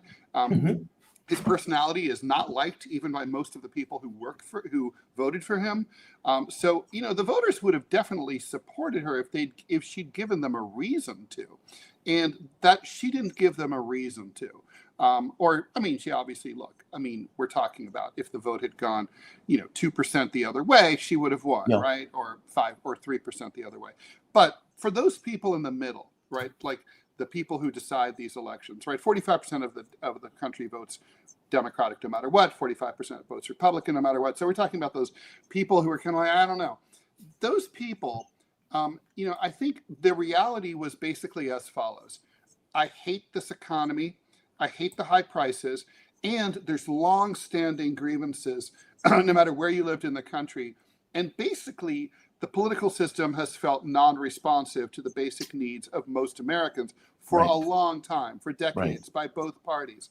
And so one, I think, major thought that I've had that I have not previously thought of was in 2020, the assumption is that Joe Biden won the election. I'm not going to say that there was hacking or cheating or anything like that. There wasn't, in my opinion, not to enough to an extent to change the outcome. But Democrats fooled themselves because they neglected the fact that Trump basically shot himself in the foot by saying, don't vote early. And so if he hadn't done that, he probably would have won 2020. In other words, Donald Trump effectively was the favorite in all three races that he ran. Democrats thought, well, we beat him. And Joe Biden said it repeatedly, I beat him, therefore I can beat him again. Right. That's the faulty logic of an old man with dementia. that is not like reality, right? Okay, reality is like, I mean, I kept saying it. Trump will not make that mistake again. He will tell his people to vote early. And in fact, Republicans absolutely ran the table in early voting. So Yeah. so they fixed that problem. They knew they needed to fix it. And so given that fact, they went in really overconfident. They thought like, okay, all we have to do is run as a generic Democrat. And the people were not in the mood for a generic anything. Right. Donald Trump basically recognized we have radical problems. He recognized that in 2016 when he looked out the window of his limousine in downtown Dayton and looked at all the boarded up factories where I grew up and said, in places like that, and said, this must suck. This reality must suck. And and so just by being able to talk about it and articulate it, he made a lot of voters feel seen for the very first time. Okay, so the point is, those people have been living like that for years. Yeah. And so that reality has not been fixed, right? Trump didn't fix it. Biden didn't fix it. It's still the reality. Lordstown plant is still closed in northeastern Ohio. So those people are kind of like, okay, I'm trying to send a message. Like East Dearborn, right? Palestinian, voted for Trump. Why? Yeah. Not because they thought he was going to be good on Israel and Gaza, because in their mind, there's really only two parties. I disagree with that. I voted for Jill Stein. But in most Americans' minds, there's two parties, and you can vote. And the only way you can send a message is to send an anti-message. The Right. anti-message was, Harris didn't see us. She didn't let our people even talk at the convention. Fuck her. And so that was it. So I mean, basically, this is a system that's been completely non-responsive.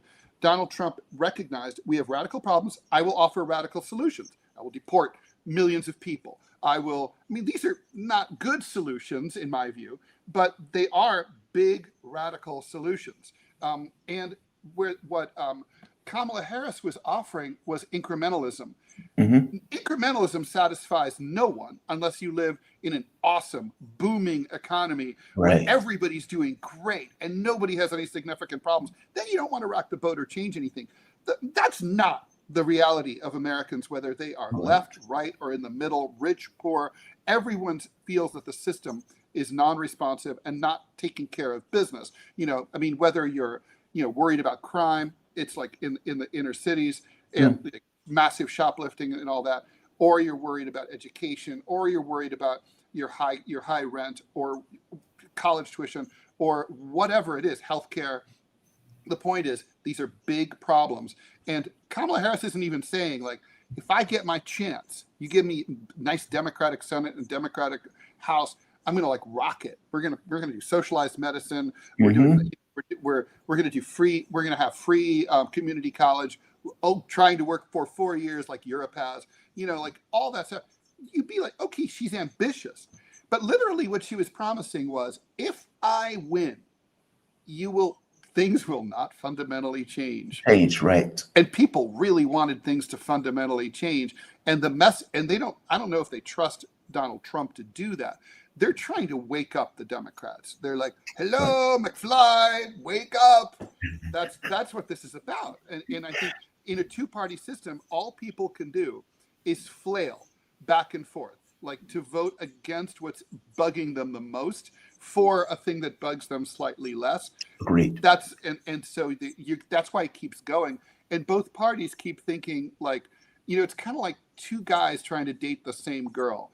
And so she dumps one and the other one's like, oh, it's because I'm awesome. It's like, no, you're not awesome. You're just the only other guy in town. So that's what's going on here. What's wild about it, and I totally agree with you. If you look at the exit polling, the people who were not hurt voted Harris, by significant degrees. The people who said that they were moderately hurt during the economy, or for that matter, experienced serious hardships by the economy, voted for Trump overwhelmingly. It's not even close. Also, Donald Trump won demographic shift, meaning he was able to get into Democratic majorities in 49 out of 50 states. That's just an astonishing number. Blacks, youth vote, Hispanics. In fact, he got more Hispanic vote than has ever been recorded in our political history. He got more of the Black vote than 40 years, I think, going all the way back, even before Nixon or something, some insane number. And apparently, Republican majorities, the Republicans were able to get the popular vote on Donald Trump's coattails, a larger number going back to 1928. Like, these numbers are rather astonishing. He beat her by 4 million more votes, only raised $390 million compared to Kamala Harris raising over $1 billion. And Harris still ended up $20 million in debt after raising $1 billion in 3 months. Outrageous. It's strange. I mean, okay, now in fairness, she didn't have that $1 billion wasn't in a single pot, right? So her campaign was, that was divided up between super PACs and whatnot. Well, wait, just to be clear, she raised over $1 billion. The super PACs themselves pulled in $1.6 billion total, but Harris herself was able to raise over $1 billion. Oh, wow. Okay, well, then I mean, that's insane. It reminds me a lot of when John McCain early on in the 08 cycle went broke after having a massive money advantage, and it turned out he was like involved in a really high flying campaign. Everyone was flying first class, and it's like, what the hell are you doing, dude? No, agreed. What the hell are you doing, dude? But if you remember back in the primaries, Kamala Harris ran out of money also. Like, that was one of the things that, I mean, before she got to Iowa, she had sent out the report saying, hey, I'm ran out of money. I need to stop my campaign. I guess, and just to be clear, just to go over some of the stuff. She also ran out of She spent $100,000 on a Call Me Daddy set. That was the set where she went with that young woman to talk about politics. Mm-hmm. She was flying a banner over football games. She spent hundreds of thousands of dollars to do that for each game. Her face on the spire or the sphere in Las Vegas, she spent $450,000 a day to do that. What? I mean, she's trying to reach certain demographics, including apparently millions of dollars to buy social media influencers, which are basically campaign ads. I don't even know if all of those people told that they were being paid by Kamala Harris to boost Kamala Harris. Do you think there's going to be this kind of crisis within the consultant class of trying to figure out how do we waste this much money? And more to the point, do you think there's going to be soul searching and autopsy that takes place, whether in earnest or behind the scenes of the Democratic Party? Well, the answer to the first question is absolutely not, because for the consultant class, billions of dollars in fees raining down to buy crap like you just described, that's a feature, not a bug. That's a glorious party. That's like back when I used to go to Studio 54. I didn't suggest that they water down the drinks. I was very happy with the way things were.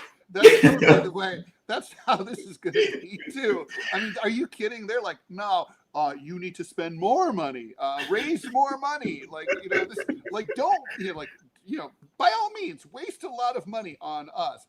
Soul searching. What you would want to see in any kind of defeat, after any kind of defeat. And I would say actually after a victory also, because let's just say she had won. But then you can't just pat yourself on the back and say, look, we won, so we don't have to change anything. I mean, sometimes you leave money or votes on the table that you should have gotten. And in your after action, report, you should say, we were shy 6% in this demographic that we ought to have gotten. We should work harder next time. So winning is not really enough reason not to. I think there should always be a cold-blooded after-action report to weigh things. Like, for example, if she had said, I will only sell defensive weapons to Israel, not offensive weapons, or I expect the war to be wrapped up by January 20th. How many Jewish or pro-Israel votes would she have lost vis-a-vis how many pro-Palestinian, pro-Gaza progressive votes would she have gained? Those kind of that kind of analysis is important. And I don't know that if they're going to do that in any kind of credible way.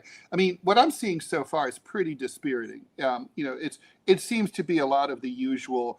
The blame, basically, well, a lot of there's nothing to blame. I mean, you hear people like Donna Brazil, and they're basically like, well, she ran the best possible campaign. Joy Reid, she ran the best possible campaign you could possibly run. It's like like Candide, all for the best in this best of all possible worlds. It's like, well, by definition, that's not true. You lost, okay? And secondly, you didn't run against Obama. You ran against Trump, who was, literally had to win or face going to prison. So, you know, I mean, it's like, that's ridiculous. And that's one of those things, like, not only, as my old lawyer used to say, not only is that not true, that cannot be true. Yeah. And then in terms of, you know, the the after action report, in terms of blame, it's like, okay, some people are blaming progressives. Interestingly, they have not blamed Jill Stein or third party votes. I guess because the margin was bigger than what Jill Stein got. Yeah. And also Jill Stein and Libertarian candidate Chase Oliver polled about the same. So they kind of canceled each other out, if you believe in a spoiler effect. So they're not, but I wouldn't be surprised if they turned in that direction. They are blaming progressives for not turning out for for Kamala. And they're not wrong. I mean, you know, 10 to 12 million people didn't show up, who did show up for Biden. They didn't show up for her. Well, why? Who are they? I guess that's the big question. Who are these non-voters? There's no exit polls for non-voters. So, right. But you can do a study. You can figure it out. And it's, by the way, it's basically, you figure out demographics of everyone who voted for Joe, and you subtract everybody who voted for Kamala, and what's left, given that we didn't have a major population spike between 2020 and 2024, is those voters. I suspect you're going to find a disproportionately high number of people who just didn't like either candidate, and who just found her slight or disingenuous or Weasley or pro-genocide or whatever. But you know, those are the real reasons she lost. And you know, it's weird. She had a 107-day campaign. She squandered 40 not doing anything at all. And as it turns out, those 67 days were probably too long, not too short. You know, they are blaming progressives, and it's aggravating the hell out of me because they're blaming lefties in two fronts, one of which is disingenuous. So the first one is, like you said, well, progressives didn't show up. Well, yeah, you didn't give them a reason to show up. You went running around with Liz Cheney. And they're reporting behind the scenes that they were begging her not to do that. Now, there's no way to know if they were actually begging her not to do that, or whether this is just kind of, you know, after hours saying, well, we told her not to do that. I don't know which one. It seemed like it would be a bad idea on its face to run around the country with Liz Cheney while also ignoring your base. Basically, I'm going to reach out to other Republicans because I think my base is going to vote for me anyway. Okay, well, that didn't work all that well. The other way they're blaming lefties is they're effectively saying that they were held hostage by the far left. Now, what they're not saying, though, is this is not the far left. They're talking about woke stuff, like the transgender bathrooms or women, you know, trans women in sports. They're talking about that, which is not part of the left. I'm sorry. That's some stuff that Hillary Clinton basically used, or the Democratic Party uses, in lieu of the economy. So instead of dealing with the economic issues for, say, like a Bernie Sanders, where we're dealing with workers and making sure that the PRO Act gets passed, the increase the Social Security, the ensure Medicare for all, free college, that is the left. The stuff they're talking about is just woke stuff that the Democratic Party uses in lieu of doing the economic stuff because of the reason and the way that they run their campaigns. Basically, they need money. The rich people aren't going to pay for those things. However, there's no money that needs to be invested into identity politics. Ergo, they go with the idea of identity politics and call that nonsense the left. It's not the left. It aggravates me to no end. I want to play this clip. This is Sanders. And they asked Sanders, hey, what do you think about this? Sanders pointed out that Democrats have fundamentally abandoned the working class. And because they abandoned the working class, that they, where's this clip? Because they abandoned the working class, here we are, that the working class didn't show up for them. This is Sanders. Let me know if you can hear this. I want to make sure you, everyone can hear this all right. He's met with some sharp reaction as well. This is what Speaker Emerita Nancy Pelosi had to say. Take a look at the reaction on the side. Bernie Sanders has not won. Let me, with all due respect, and I have a great deal of respect for him, for what he stands for, but I don't respect him saying that the Democratic Party has abandoned the working class families. Senator, how do you respond to Nancy Pelosi? Well, Nancy is a friend of mine, and we've worked together on many issues. But here is the reality. I have to say to Nancy, in the Senate in the last 2 years, we have not even brought forth legislation to raise the minimum wage to a living wage. despite the fact that some 20 million people in this country are working for less than $15 an hour. In America today, we have not brought, in the Senate, we have not brought to the floor the PRO Act to make it easier for workers to join unions. We're not talking about defined benefit pension plans so that our elderly can retire with security. We're not talking about lifting the cap on Social Security so that we can extend the solvency of Social Security and raise benefits. Bottom line, if you're an average working person out there, you really think that the Democratic Party is going to the max, taking on powerful special interests and fighting for you? I think the overwhelming answer is no. There it is. I think the Thanks for overwhelming answer is no. Do you really think the Democratic Party is going to the mat for you? Ted, it's that, right? It is that. There's a sense that, working people, and one thing Bernie said on another occasion over the last week was, I don't see how you win in an election in a country where you where you ignore the working class when working class people are the majority of the voters. Now that's really huge, right? I mean, it's profound. And he's right. Look, Nancy Pelosi, she said words, but they didn't mean anything. The fact is that back in the 1990s, frustrated Democrats who were always short on the money game decided to reach out to big corporate donors and prioritize them. Now, that makes a lot of sense if you're just after money, because, obviously it's a lot easier to get $100 million from one company than it is to get $100 million worth of $37 contributions from individuals. But it's like, then of course, you are beholden to that corporation when you come to power, and you're going to take their calls, and you're going to care when you're running for re-election what they think of, whether they're happy with you and your record or not. So that's what he's talking about, abandoning the working class. It's abandoning the working class as a power base, as a major donor base, as the primary support for the Democratic Party, and then turning to Wall Street is what happened, right? And he's right. I mean, he sent out a really off-message broadside the day after the election about the same exact issue, where he said basically, stay tuned. We have to have some major discussions. We have to do something new. Jamal, let me turn things around and ask you. I mean, I think I know what he has in mind. I think he's probably gonna try to ramp up our revolution, his PAC, and turn it into kind of either a way to try to launch a hostile takeover of the Democratic Party, or suggest creating breaking away entirely and creating another party. But what do you think? I think if he was going to do that, he should have did it after his run, or even before his run. Like when Sanders was at the height of his popularity when he ran against Hillary Clinton. Okay, fair enough. He didn't believe he could win. He didn't believe that energy was out there in the country itself. And so he ran that race in a more sheepish way. Basically, he ran it in a way where he wanted to push Hillary Clinton as opposed to actually win the race. Fair enough. He didn't know. In 2020, Sanders had the whip hand at the very beginning of that race. But again, Sanders was always sheepish in going after either Joe Biden or, for that matter, Hillary Clinton in any real way.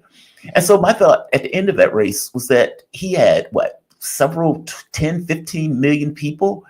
All of these people were willing to basically crawl over hot glass in an alien invasion in order to vote for Bernie Sanders. And he took those people to say, hey, go vote for the Democratic Party now. I don't know. I mean, maybe, I wish he would have did that earlier. If he does it now, I don't know. I honestly don't know. I don't know what that looks like. I don't.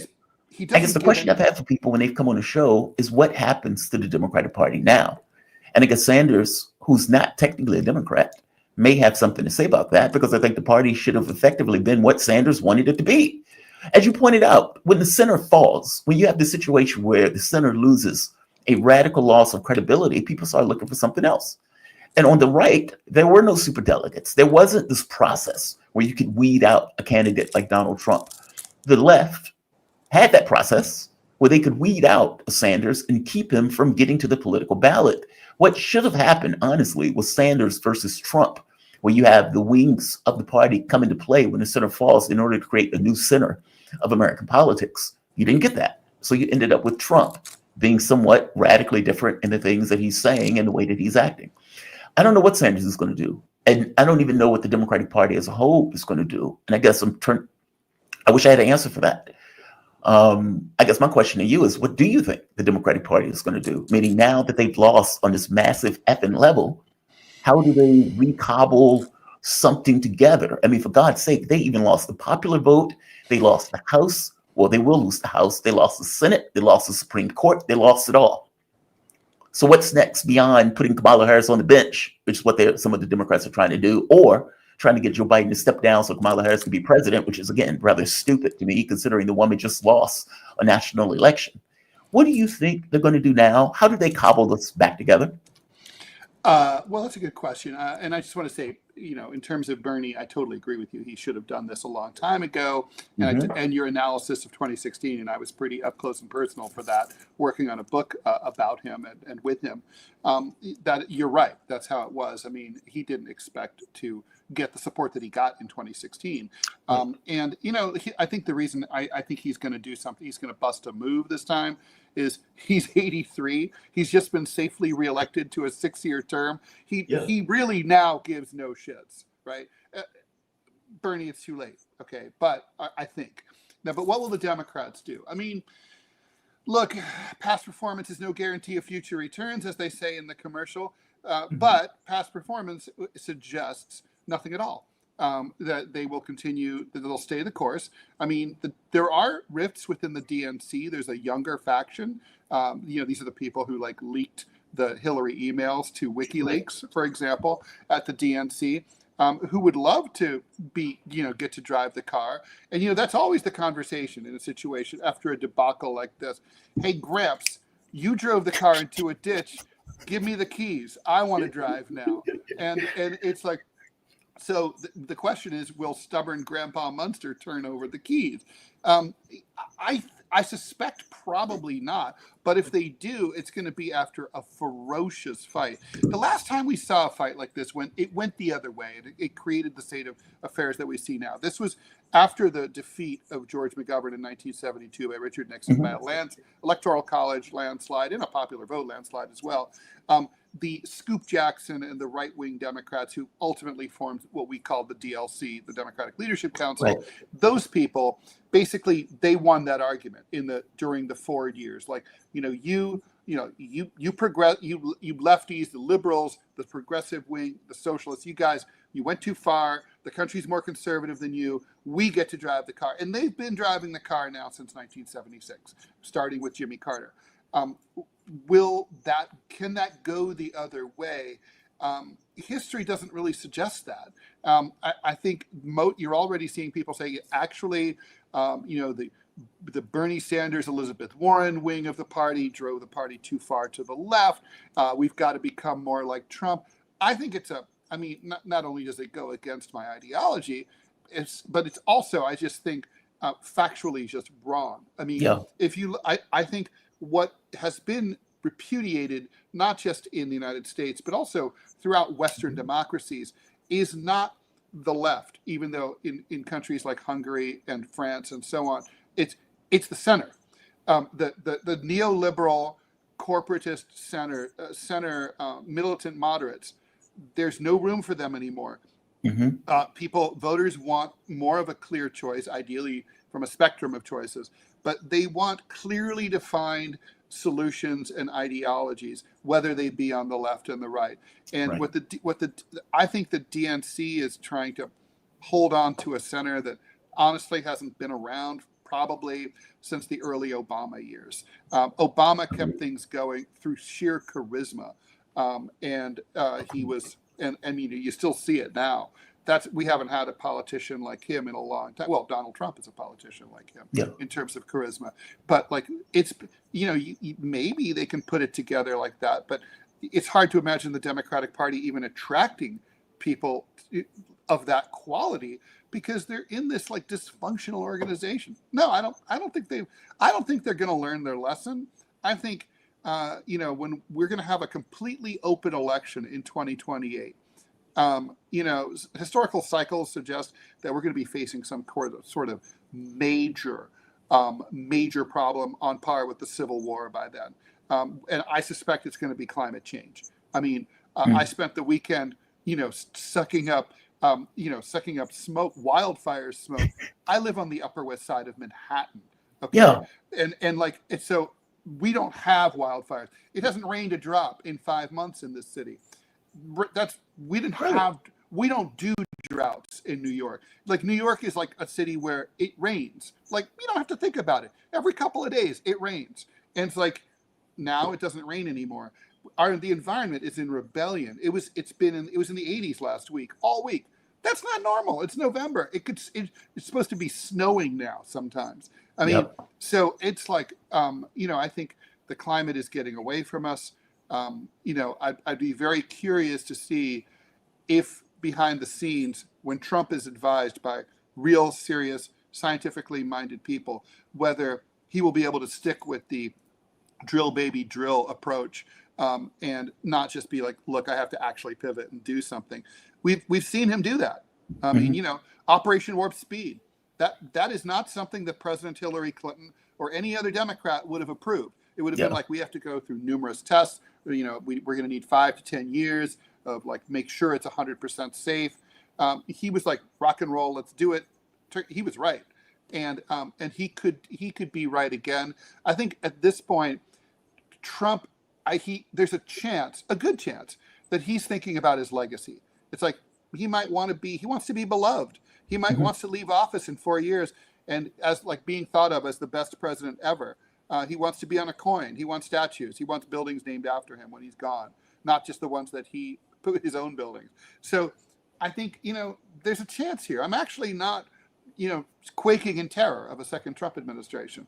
Maybe I'm wrong, but I think, the Democrats, I think they're screwed. I mean, they would have to completely embrace the left wing.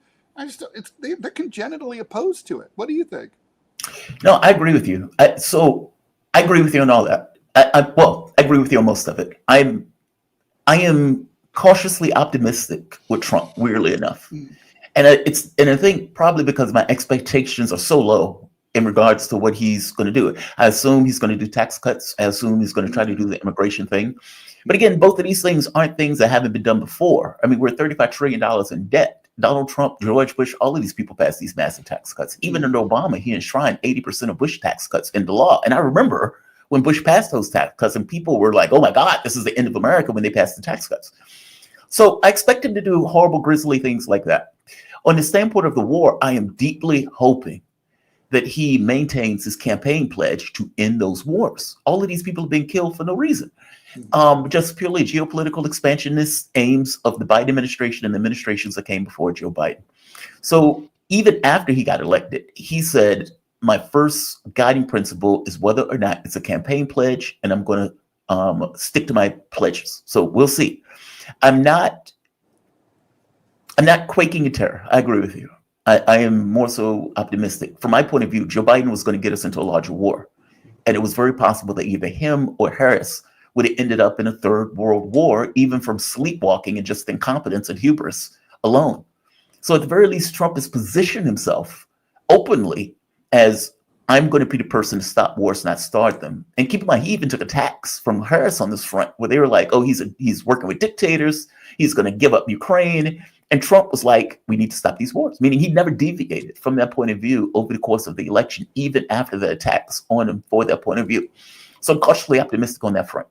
Climate, Trump thinks it's a hoax. So I'm less inclined to believe that Trump is going to be willing to all of a sudden radically deviate from that. Now, Elon Musk is working with him.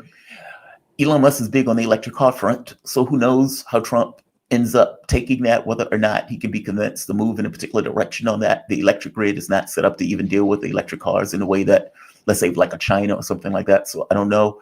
I got to be honest. This is a wild card administration to me. And as a wild card, it could go either way. It can be to the benefit or to the detriment of all of us. I honest to God, I'm in the spot of just not knowing. But to be fair, I had no idea what Kamala Harris wanted to do either. So I'm kind of in the same spot.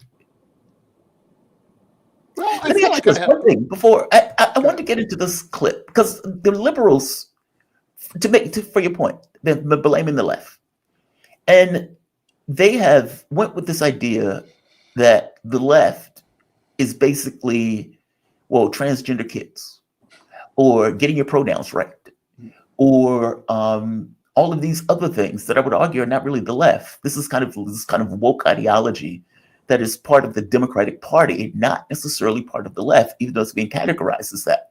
It's And they're liberalism. arguing, people like Hillary Clinton, that, yeah, we're captive to the left, and that was part of the problem, that we had to cater to the leftist policies.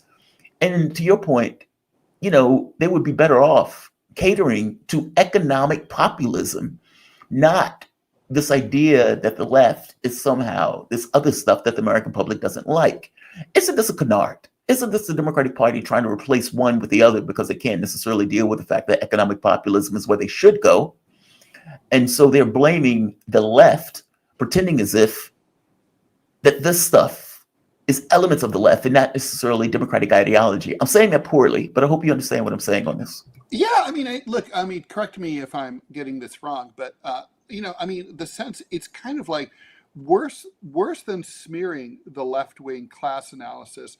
They're literally making it not exist in the public space. Yes. And so they're replacing it. They're like redefining it and saying like, okay, so that we're in a left versus right political environment, which, goes back to the French Revolution, Right. but we're going to redefine the left away from, as if Robespierre and Marx and Lenin and Mao never existed. And now the left is going to be this identity politics stuff that Right. we talked about. And there's going to be no class analysis at all.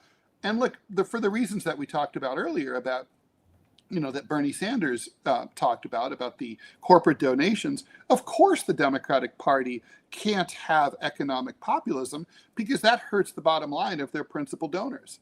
Yes. And in the end, that's it. It's kind of like if they do that, they're going to get an angry call from from all of their CEO donors saying, WTF, we donate so much to you. And like, now you're doing this to us. Like, I thought we were friends. I thought we had an understanding. We pay you. Why are you doing this? And I think so that's why they can't do it. I mean, they would have to literally reinvent their fundraising model. Yes. And this is where Bernie comes into play, Yep. right? I mean, Yep. Bernie this old guy from Vermont with his mittens reinvented the small donor model. And it was a powerhouse in 2016 and 2020, those $29 donations. And it's like, if they went that route, then they'd have the independence. I mean, it's sort of like, you and I are both doing our own shows here online. We're completely independent, right? Mhm. So we have I want a sponsor, right? But let's say someone calls and says to you or I, like, okay, we'll sponsor you, but we make this product and we want you to say that you like this product, or at least not say you don't like this product. And that's just reality. That's just the Yeah. relationship. If someone's paying you, you don't have freedom. And, and even if they never crack the whip and they never call in that favor, like that scene in The Godfather at the beginning, like, someday your godfather might need a favor. But like, even if you never get that call, the fact that you could get that call always circumscribes your behavior. Yeah. Well, that's what the Democrats are doing. They're completely owned by the wealthy donor class. And so as long as that's the case, that's the structure. You said very, very well that Donald Trump this Trump administration is a wild card. Why? Mm-hmm. In large part because there's not really like big corporate donors. Not a lot of them. That's not where Trump 2.0 gets its power. It gets Right. it from being at the head of a vast political movement Right. that is outside of a lot of traditional structures. Donald Trump is like, he's 78 years old. He's not going to get to run again. He's probably he'll be lucky if he lives through this term. I wouldn't let J.D. Vance around like my food that was around my burgers that were untouched. It's like he's got to be thinking, I can do whatever I want. And like, Yeah. and I'm free to be, I'm free to do what I want any old time, like the song says. So, I mean, it will be super interesting to see what a human being with that much power does with it and with a high degree of independence. Yeah. Ted, I have about 1 minute left. They are trying to blame Joe Biden. That's what they've effectively landed on. It's Joe Biden's fault. Kamala Harris ran a perfect campaign. She was flawless. She was spotless. Nobody could have won it. Joe Biden should have gotten out of the race sooner. And as I keep pointing out, if Joe Biden got out of the race sooner, there's no guarantee that Kamala Harris would have A, won the primary, or B, Probably won the not. little mini primary that they would have had at the convention if they were thinking about it. Nancy Pelosi has come out effectively saying, yeah, Joe Biden should have gotten out of the race earlier, missing the fact that Nancy Pelosi also said earlier that, well, we had an open primary. So just to close it out, is it Joe Biden's fault? We have about a minute left. Well, I mean, yeah, Joe Biden never should have run for re-election, and he should have said from the certainly after the 2022 midterms, I'm not running for re-election. 1,000,000% he should have said Yeah. that. And also he knew that he was very old and likely and therefore less likely to finish his term than a younger man. And that's in fact what happened. And yet his choice of vice president was not someone who was likely to be able to, pick up the torch. I mean, important point. Sitting vice presidents rarely win after a president leaves office, right? Yeah, it's very rare to get like a George H.W. Bush situation. It almost never happens. It's only happened once in 188 years. So, I think it's look. Biden bears responsibility, but the Democrats carried water for him the entire time, and the DNC could have gone to him and said, Mr. President, you no longer have our support. You can choose to run for re-election, but you'll be doing it as an independent because the party does not support you. Ted Rall, political cartoonist, syndicated columnist. Ted also has his own show. Ted, what's the name of your show? You and Manila run today. And what time does the show air?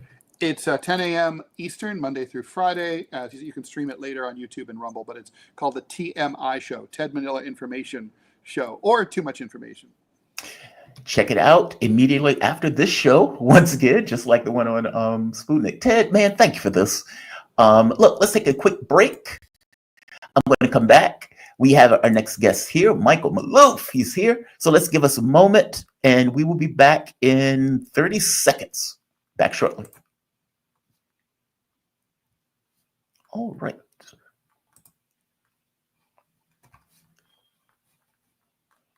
Okay. This.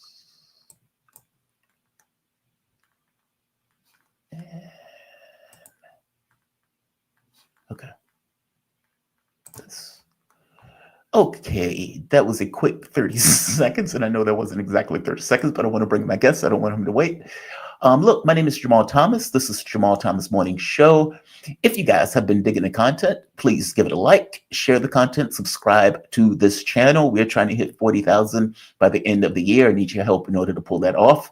Also, if you really dig the content, consider giving through PayPal, Patreon, or for that matter, super chats, super stickers, whatever you want to call them. Any chat that's given will be read. Please leave a comment on it. I always like to read the comments when people leave them. Let's bring in our guests. We're joined with, come on. There we are. We're joined with the one and only Michael Maloof. Michael Maloof is a former senior security policy analyst in the Office of Secretary of Defense, author, and regular contributing analyst on RT and other media outlets. He has nearly 30 years of federal service experience in the Department of Defense. Michael, man, thank you for joining me. Welcome to the show. How are you doing this morning? I'm great, and thank you, and congratulations on your show. Well, thank you. I appreciate that. I've had it for a while. I've just resumed doing it. It's first time for me, so it's new. So no, man, I really thank you. And I thank you for joining me on the show. Sure. Question. So recently, it became clear that the United States, under the Biden administration, has decided to send U.S. military contractors into Ukraine. And I guess my question would be, why do it now? He has just lost the race. In fact, I'd go farther and say he just lost the argument on that issue, considering Donald Trump took the opposite point of view on it. What do you think his purpose is of sending these people in now at the end of an election into which the Democratic Party lost? Well, it's desperation, and he has no policies. we can see he has no strategic vision for Ukraine. He never had it in the beginning. This was all trumped up, a hoax based upon a hoax, if you will, to even go into Ukraine. And Biden and Tory Newland were very much involved in the original coup back in 2014, all because of NATO expansion. So people don't know or understand the history. They just think that Putin woke up one morning and said, "Hey, I think I'll go and invade Ukraine." No, that's not the way it worked. There's a history, and people need to know it, or they're condemned to relive it. And unfortunately, we have relived it here, and we're seeing it time and time again. That strategy has failed, if there was one. There was never any explanation by this administration as to why we were even in there in the first place, and there is no evidence that Putin is planning to attack all of Europe, unlike Hitler back in 39. So even though people like to try to equate the two, it's reality says otherwise. But what do you think the objective is, though? I mean, it's like, are these troops, or are these, well, they're not troops, U.S. contractors? Are they private contractors? I mean, the Biden administration effectively saying he's sending them there to help repair vehicles, F-16s, and et cetera, et cetera. But I guess my thing is, well, you didn't send them prior, or at the very least, you didn't acknowledge that they were there prior, which means you had to know that this was going to be somewhat of a risk to those people who were going in there in the first place. And more to the point, why now? Like, meaning, are these people a tripwire? Is this indicative of some kind of scheme behind the scenes? I agree with you. They didn't seem to have a strategy on this, or at the very least, it was one built on hubris, not necessarily good sense. But are they trying to trap Trump into something by putting these people in now to basically use them as a tripwire?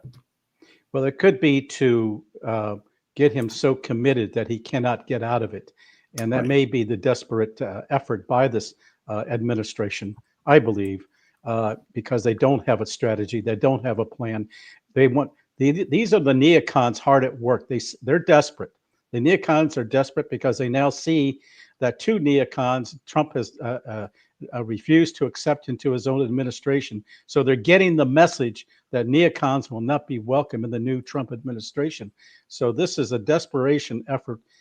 This is going to be our most dangerous time between the election and Inauguration Day, because Biden will still be in charge, and anything can happen. And this is why I think we're on a very slippery slope here in terms of holding our breath, basically, to make sure he doesn't engage us get us into World War III. Look, these are private military contractors. They're not there just to change the tires and stuff like that. They're there. They're special operators. You got khaki and all these others. These are being paid by the United States government. These private military contractors just don't go in out of patriotism. They're paid by somebody, and that's the United States government. So they are an extension. Now, this is what makes it even more dangerous.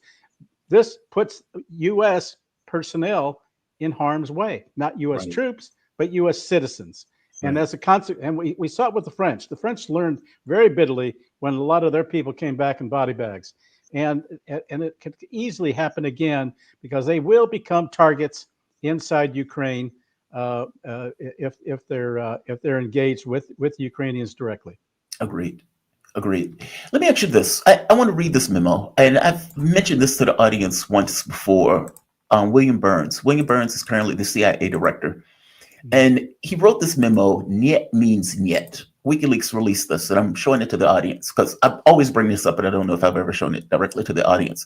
It says, Ukraine and Georgia's NATO aspirations do not only touch a raw nerve in Russia, they engender serious concerns about the consequences for stability in the region.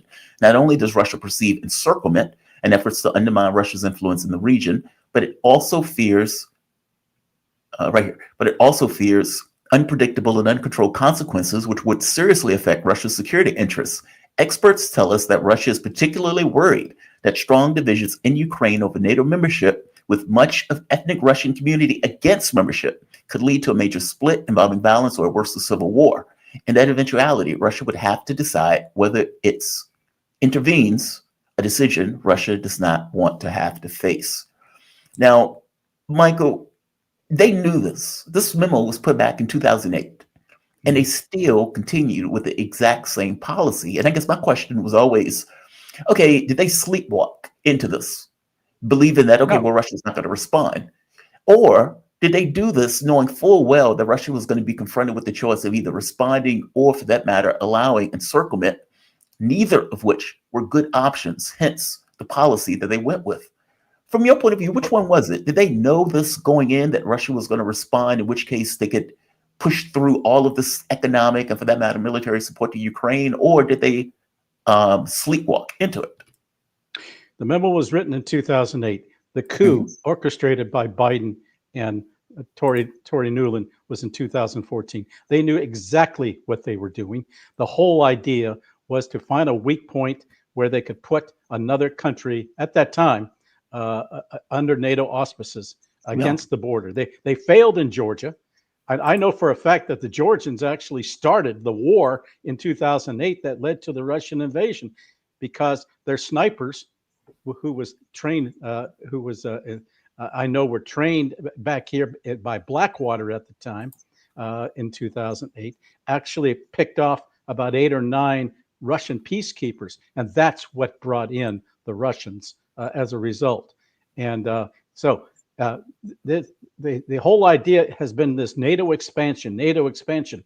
And this actually is contrary to a Western Eastern understanding and about half a dozen agreements, written agreements, and also by the president of indivisibility, that you do not arm the West at the expense of the East.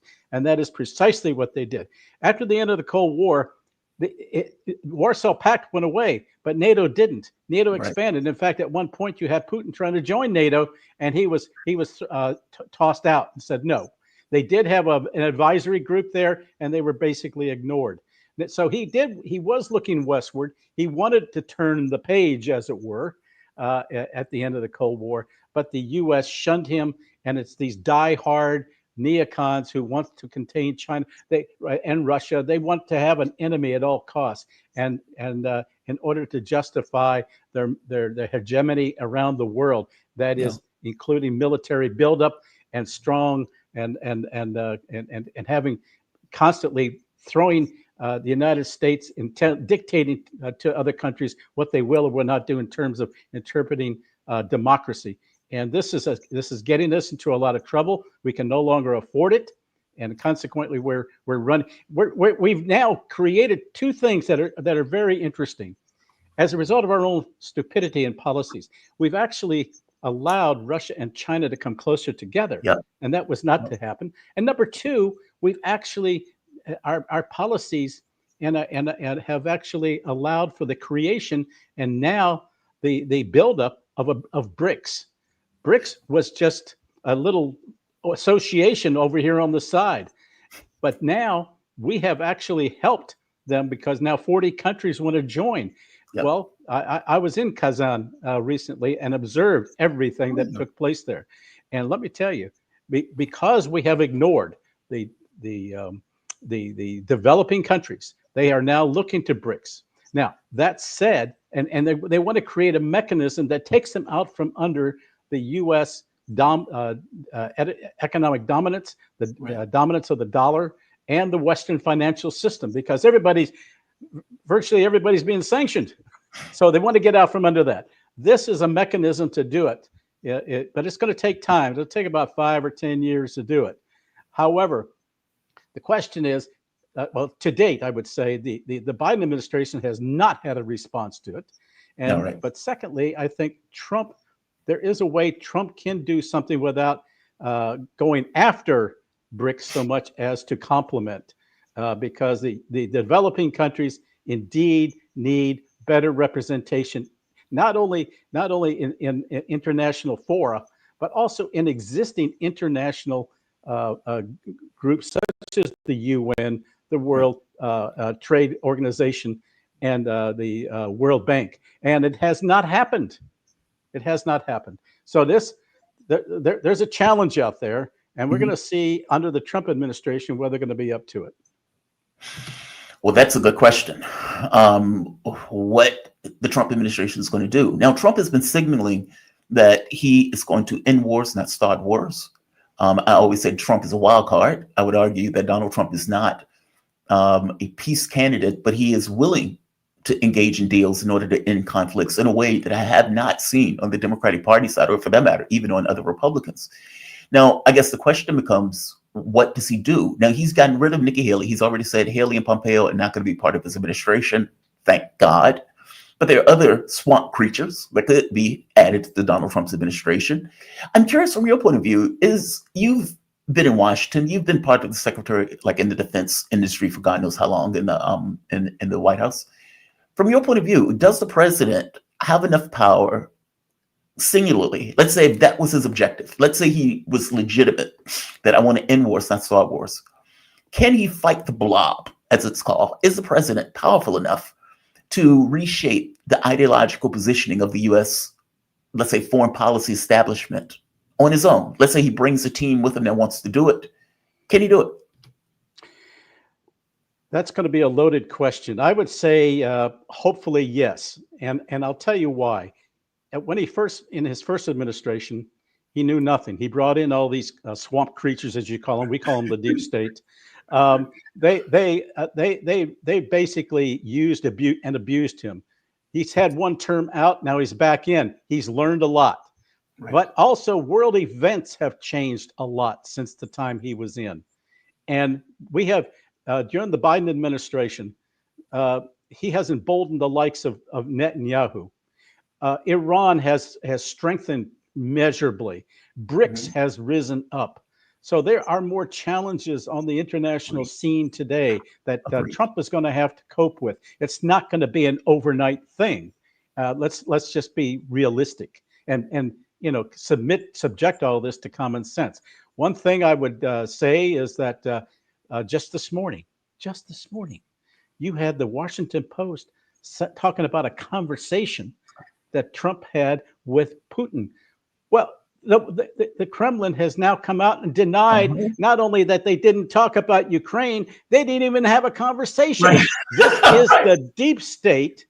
This is the deep state trying to undermine Trump before he's even in office. This is a desperation because the deep state knows, and when I say deep state in this case, I'm talking about the intelligence community. They know that Trump will want to clean house, and this is their way of trying to cast aspersions on him even before he takes office.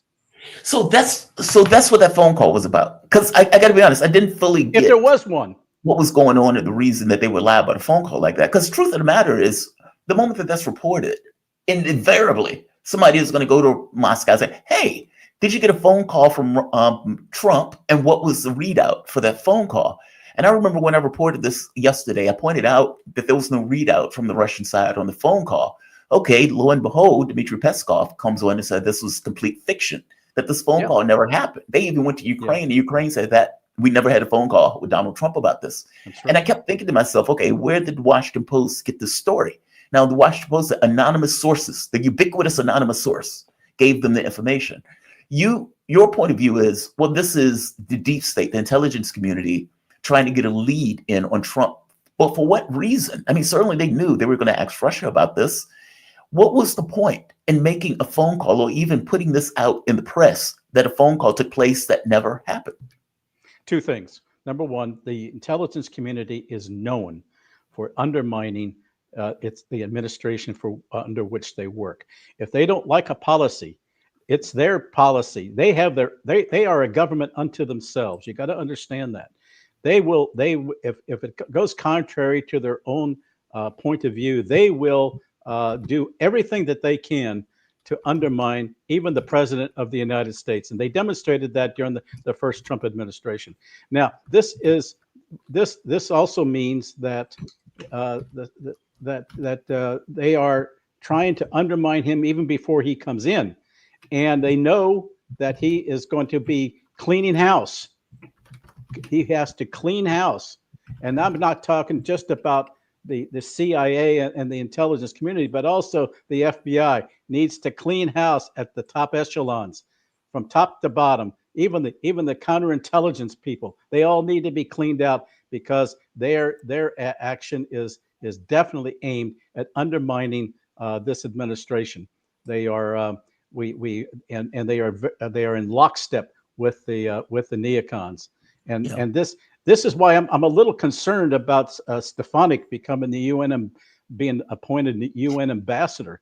I'm very concerned about it. First of all, she has no international experience, but number two, she's a neocon in every sense of the word. She's an ardent supporter of Israel, and it has never once criticized Israel for even bombing the Palestinians, and yet but I would also say a third thing: Trump needs to leave Congress alone. Take no appointments out of Congress because of the thin majority the Republicans have in both the House and Senate. This needs to be really, he needs to be very careful in this. He can go elsewhere and find people, because everybody in the Congress is somehow tainted by the neocons, basically.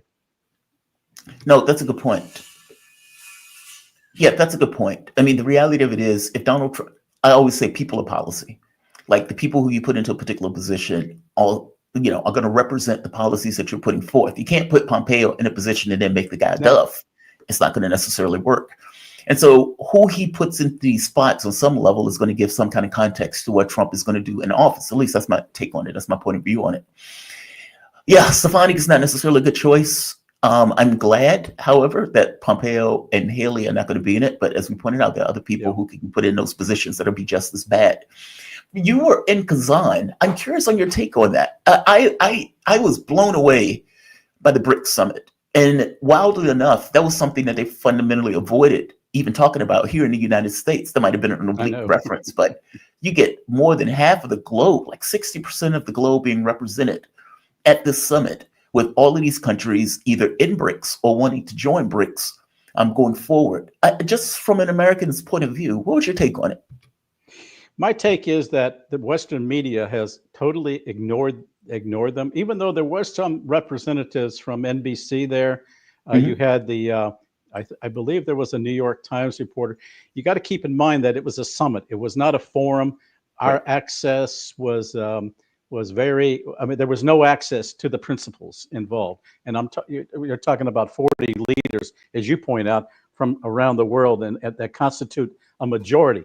In fact, the GDP of all the BRICS countries right now is greater than that of the G7, which is phenomenal, and 29 as opposed to 36% in the world.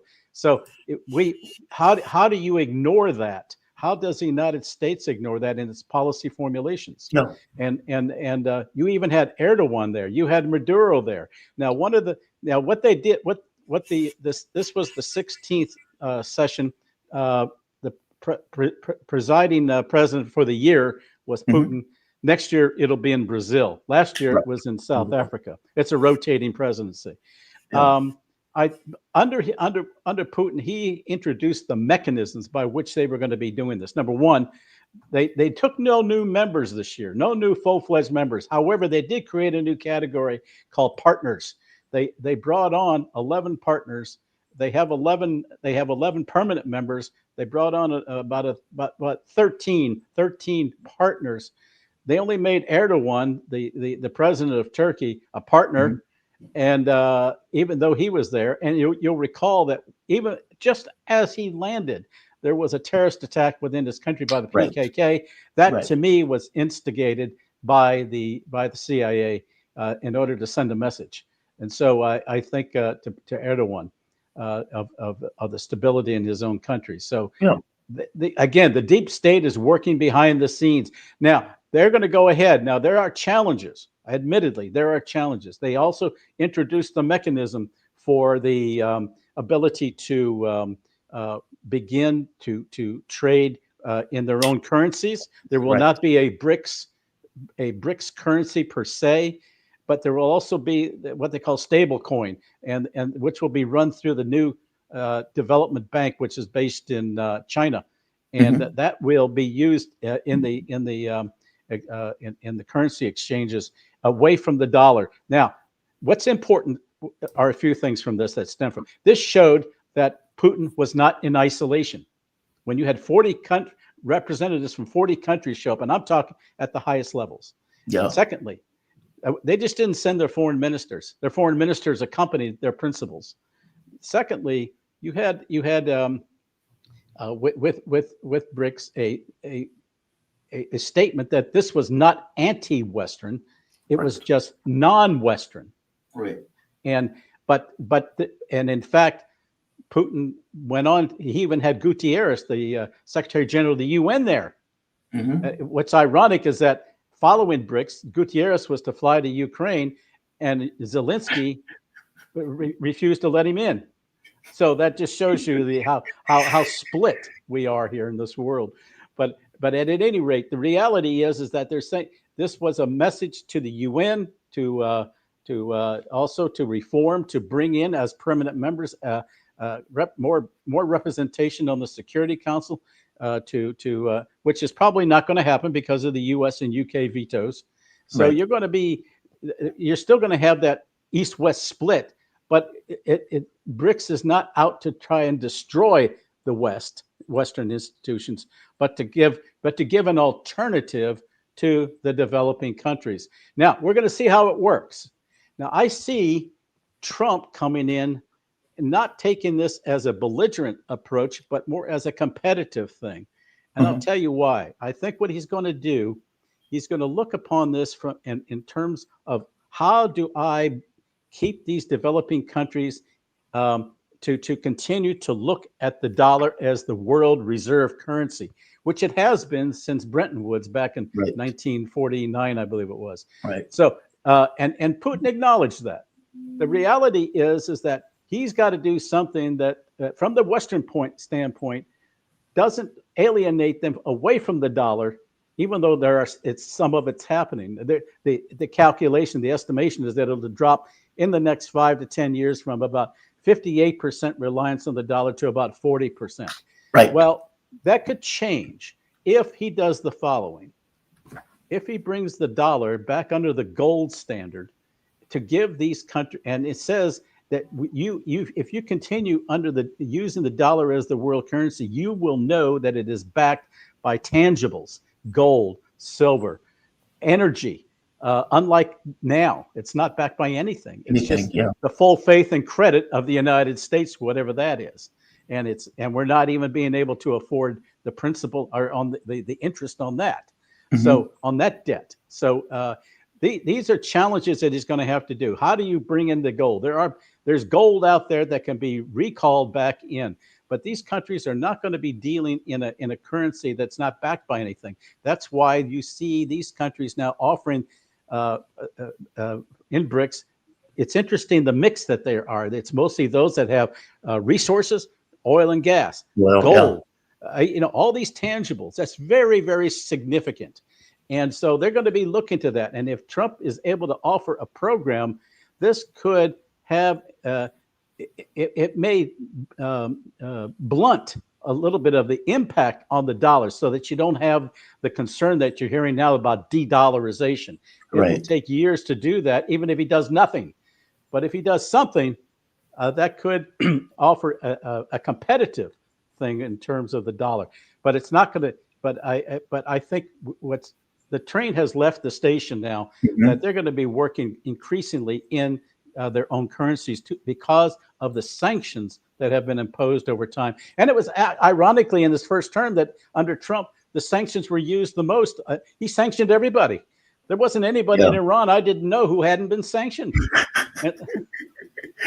I mean, and it got to be a joke that if you weren't sanctioned, you were a nobody. It's one of those deals. Well, I partially agree with you on this.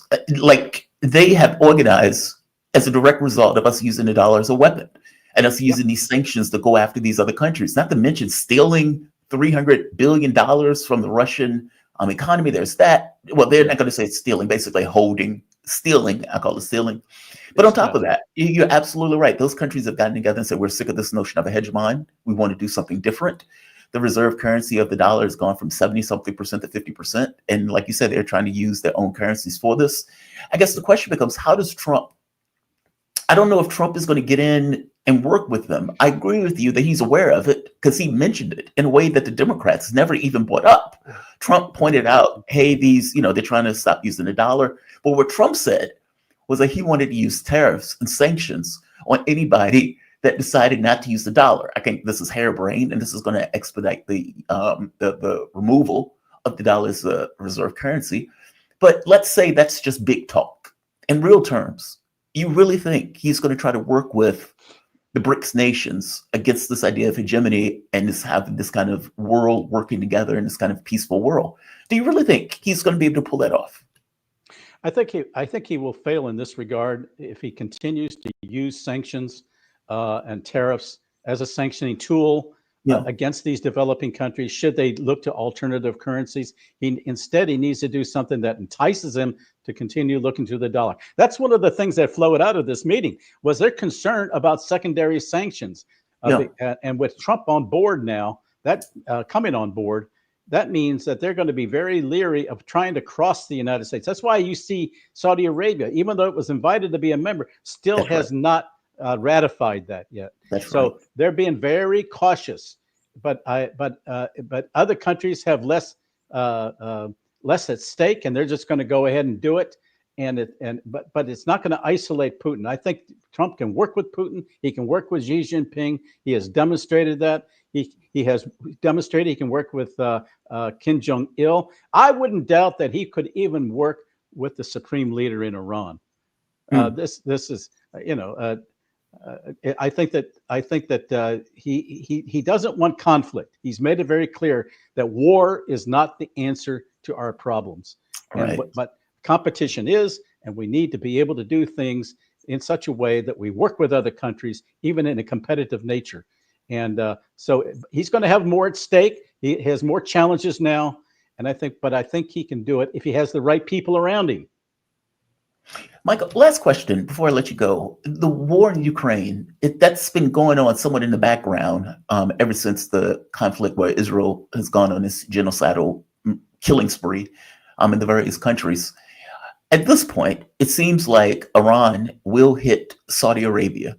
And it seems like Ukraine is effectively incapable of holding back the Russian military, even though in certain parts it's still holding its ground, meaning the military is still functional, even if it's been significantly damaged. Looking at both of these conflicts, we have taken a particular position in both of these conflicts. And I would argue that despite the fact that Israel can murder a lot of people, it still hasn't necessarily been able to accomplish its objectives. In one sense, they're still fighting Hamas in Gaza. They have not been able to make progress in southern Lebanon, even though they've been able to murder a lot of people in Lebanon. And Iran has shown that it has the ability to hit Israel in a way that Israel cannot defend itself. And yet, they're still going. Netanyahu is still going on this genocidal rampage. The economy of Israel has taken a hit. Many people, I think you had like over 1 million people effectively leave, finding that it's not safe to be there anymore. I don't know how Israel can keep going in this. It's only a nation of 8 million people. It doesn't necessarily have this massive military. From your point of view, what is the objective in this? Certainly, it's not going to beat Iran. Is it to drag the U.S. into a conflict before, I guess, Trump gets in the office? Like, what is, from your point of view, given all of the challenges? And again, I accept that Netanyahu can murder a lot of people, but they're clearly vulnerable at this point, either to Hezbollah missiles and, for this matter, Iranian missiles. And yet, no idea of peace. Netanyahu keeps going on. What do you think the ultimate objective is for Netanyahu? And this will be the last question.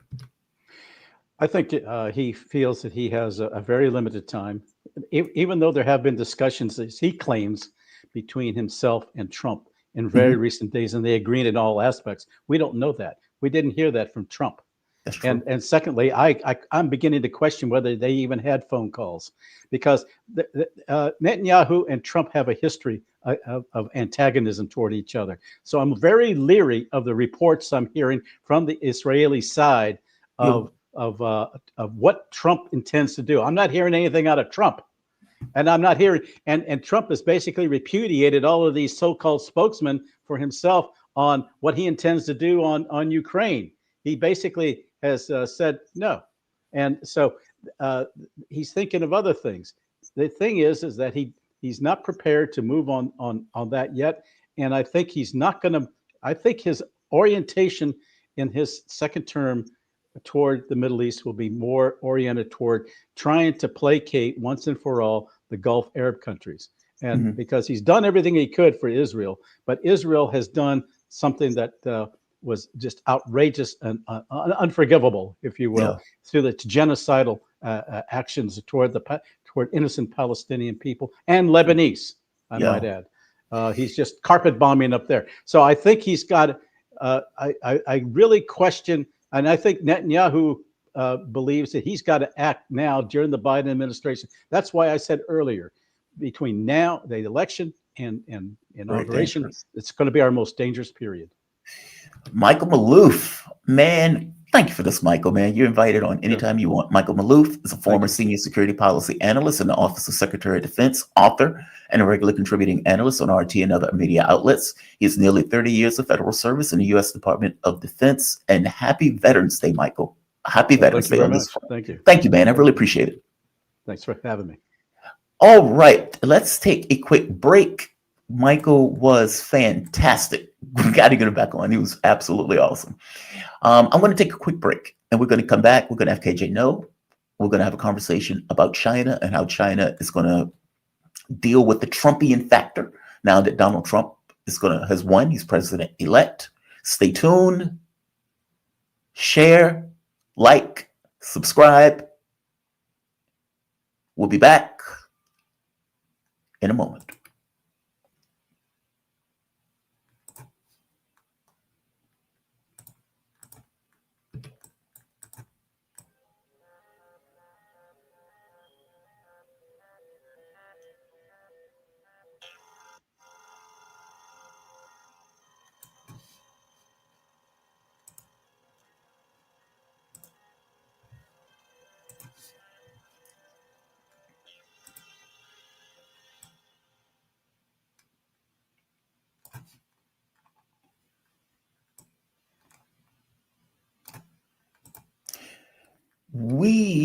We are back. My name is Jamal Thomas. This is the Jamal Thomas Morning Show. I hope you guys are digging the content up to this point. If you guys like it, give it a like. Hit that like button. Share the content. Share it to any and everybody that you can think of. Subscribe to the content. Also, hit the notification bell. I pop in at all times of the day and night. And if you want this voice in your ear at all times of the day or night, definitely hit the notification bell. If you guys really dig the content and you want to support this content, you can do so through PayPal, Patreon, or for that matter, Super Chat. I read all of the stickers at the very least at the end of the show. Don't be racist, hateful, or sexist, and your comment will get read even if you're taking the piss out of me about it. I want to bring in our new guests. We have the one and only great friend of the show, KJ No. KJ No is a journalist. There we are. KJ No is a journalist, writer, analyst, teacher, specializing in the geopolitics of the Asia Pacific region. He was a contributor to the book Capitalism on a Ventilator, once censored by Amazon. It is now available at iacenter.org. KJ, thank you for joining me, man. How you doing today? I'm doing well. Pleasure to be with you. It is a pleasure to have you. The show is better because of it. As you know, Donald Trump has been elected. He is now president-elect. He will be taking office in January. I'm curious, what has been the talk in China on Donald Trump being elected? Are they looking at this differently than they would have Kamala Harris? Are they looking at U.S. policy as being somewhat of a blob on this issue? What is the thought going on in Asia right now on China, on Donald Trump's election? I think generally the viewpoint that this is a continuation of the blob. I don't think they expect or anticipate much difference. I think that, there's a kind of institutional deep state momentum, and they don't expect things to change very much. Certainly some of the appointments like Lighthizer signal that, there's going to be continued economic warfare, trade war, etc. Yeah. So I don't think they're very, optimistic, but they have, congratulated Trump on his election, and they have, tendered the hand of dialogue and discussion. Well, that's the question, right? Like, Joe Biden himself had passed sanctions, or let's say tariffs on Chinese goods. And it seems that the issue that Europe and the US is having is the ability to compete. That in the old days, when they set up the system that the world was going to operate by, they assumed that they would remain in control, in which case we're going to follow the rules because we set the rules for the system. But when China can build a car that is just as good, if not better, than an auto, let's say from Europe or the US, and they can do it for like $5,000, okay, well, that's a problem because we can't compete with a level of technology that is allowing them to do that. Even automated cars. I know Tesla is a big deal here in the United States, but China has had automated cars going back for years at this point. So the US is looking in a protective sense. I mean, even Trump, when he's talking about bringing jobs back home and everything else, that's somewhat of a protectionism in regards to the economy. But is China worried that he's going to come in with another sanction regime that is going to somehow damage or inhibit China's ability to, I guess, expand to the China that they want to expand into? I hope that question makes sense. Well, Like, is there a fear that Donald Trump, even more than, let's say, a Kamala Harris or a Joe Biden, would expand this level of tariffs or sanctions against China and its ability to expand? I think they've already made those calculations, and Yeah. to be honest, I don't think they're that worried. China's exports to the U.S. constitute about 2.53% of GDP. It's not a a loss if they lose all of that. They can live with that. And just one example, BYD is a important car maker, EV maker in China. They were told that they're going to lose the U.S. market. They said the U.S. market doesn't matter, simply doesn't matter. We'll just export to other countries, and they are, and they will. And so I don't think it makes that much difference for China. I mean, there's probably, they're not happy about it, but there are a couple of pieces here. One is we know that whatever Trump did in his first administration, that was simply accelerated by the Biden administration. So there's very, very little difference. There's going to be very, very little difference. Second thing is that the Biden administration did this thing that they called a small yard high fences. And the high fences really refers to the idea not simply of tariffs, but actually of complete and total sanctions. Yeah. The discussion in Washington right now is that Trump is thinking of doing large yard, big yard, and low fences meaning tariffs. I think the Chinese can live with tariffs. They'll find ways to get around it. They'll export to other countries. Those countries may re-export to the US, or China may simply ignore the US market.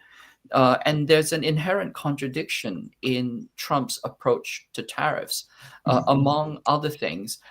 You see, if tariffs, which are a kind of protectionist ideology, if they are actually successful, then goods will stop coming in or they'll be greatly diminished. And this is in order to nurture, internal industries.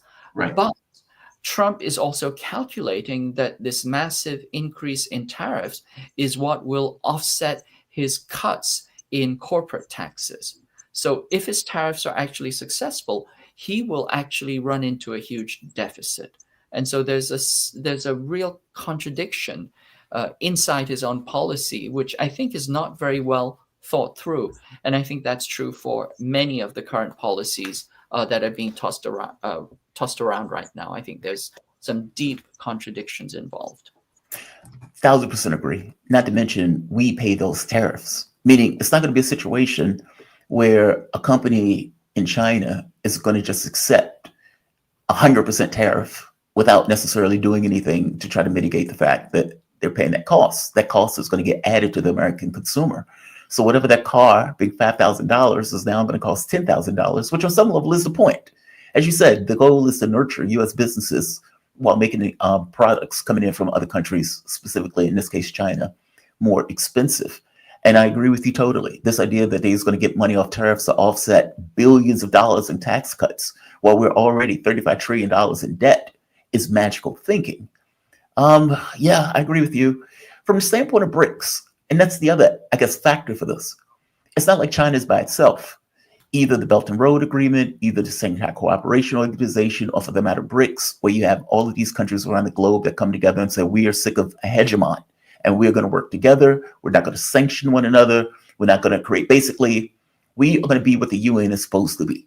We're going to be egalitarian, and we're going to be fair and honest in our trade with one another. How do you think Trump is going to engage this? Because as Michael Maloof pointed out, this is a different world. We have now a war going on in Israel, and for that matter, going on in Ukraine. We have BRICS as an organization that has formed and become far more of an entity in regards to what they want to accomplish. All of these things were not there, at the very least not in the measure to which they were there when Donald Trump was in office the first time around. So he is confronting a world that is fundamentally different than the world he left. How do you think, well, let me ask it this way. Do you think the US can engage with an organization like BRICS without it going to levels of hostility, but actually working with an organization like that? Or do you think the ego and hubris of the US cannot work with an organization like that as equals? They have to force that position to be vassals, in which case they're going to be at conflict with one another. Do you think that Trump leading the US could work with an organization like BRICS without it becoming antagonistic? I have my doubts about that. I think that's a really good question. Just on one dimension, which Trump has spoken about explicitly, is about the dollar. I mean, he's threatening countries that de-dollarize, that they will receive the wrath of God, right? Now, the thing is, the BRICS is about de-dollarization. One of the key elements of BRICS is de-dollarization. And it's not de-dollarization in the sense of creating an alternative reserve currency. They don't need to do that. People misunderstand money because they think money has to be this medium of exchange.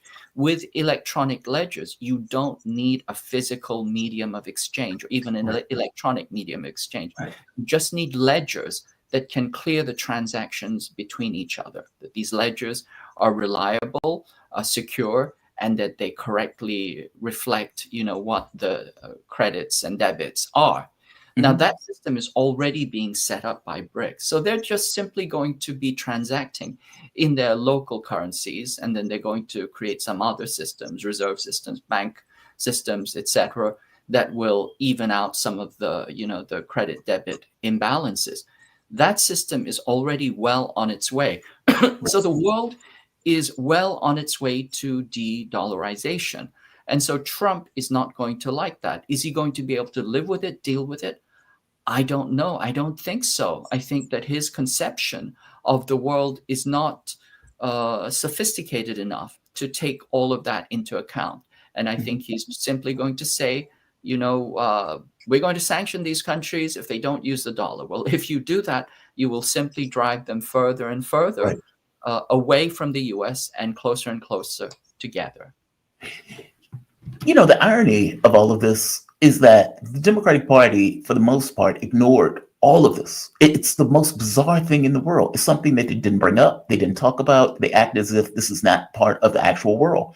When Obama was in office, though, if you remember, Obama wanted to do this Asian pivot, and he wanted to do so by screwing over the American public by basically allowing corporations to run roughshod over US and many of the other countries that would have been involved law, basically having these corporate lawyers to make a decision on US policy in regards to trade. It was outrageous. People were against it. It was shot down. And then the Democrats, for the most part, just ignored all of it. China, Russia, India, South Africa, all of these countries come together and form BRICS.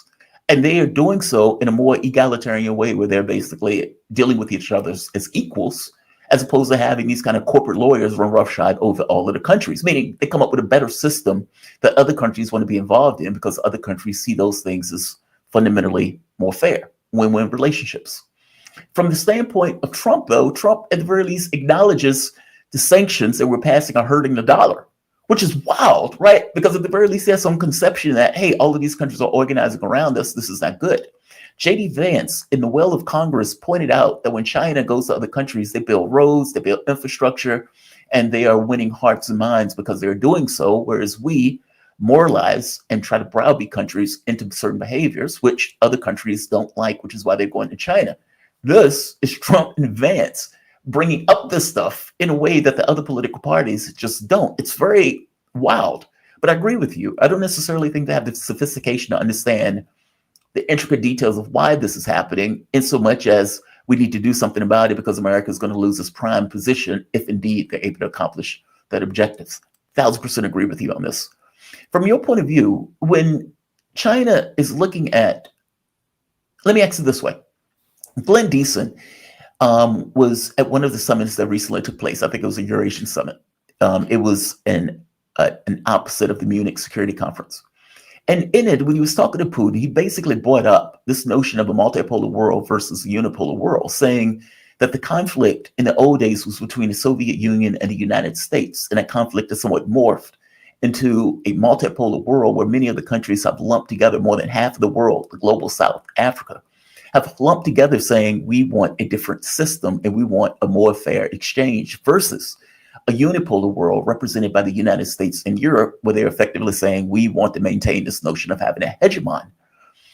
Is he right about that? Is that really the crux of the new world and the conflict, or let's say the crux of the conflict between the new and old world? This is what the world is going into, this birthing into a new norm of existence, where it's really between a hegemonic world led by the US and an argument for multipolarity led by Russia, China, India, Brazil, etc., meaning the BRICS nations.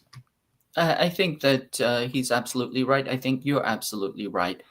This is about a counter-hegemonic bloc that is arising, that is multipolar, not unipolar, with the US as the apex predator extracting value from the rest of the global South, but a multipolar world in which it's multilateral. It's a world of equals. Each sovereign state is equal and sovereign in its own right. And people work together for win-win relationships.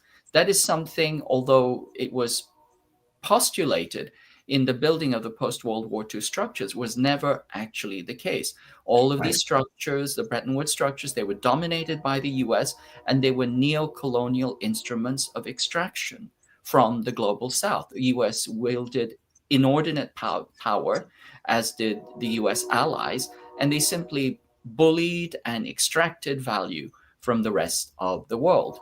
The BRICS system, along with some of the other systems allied with it, SEO, etc., are really about building out a win-win system of equals. That's, as they put it, more just, more equal, non-interfering. We don't have to get, a lecture every time we, ask for a loan.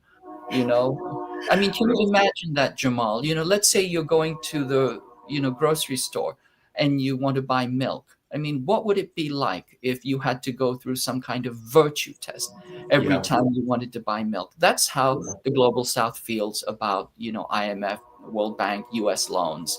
And so they don't want that.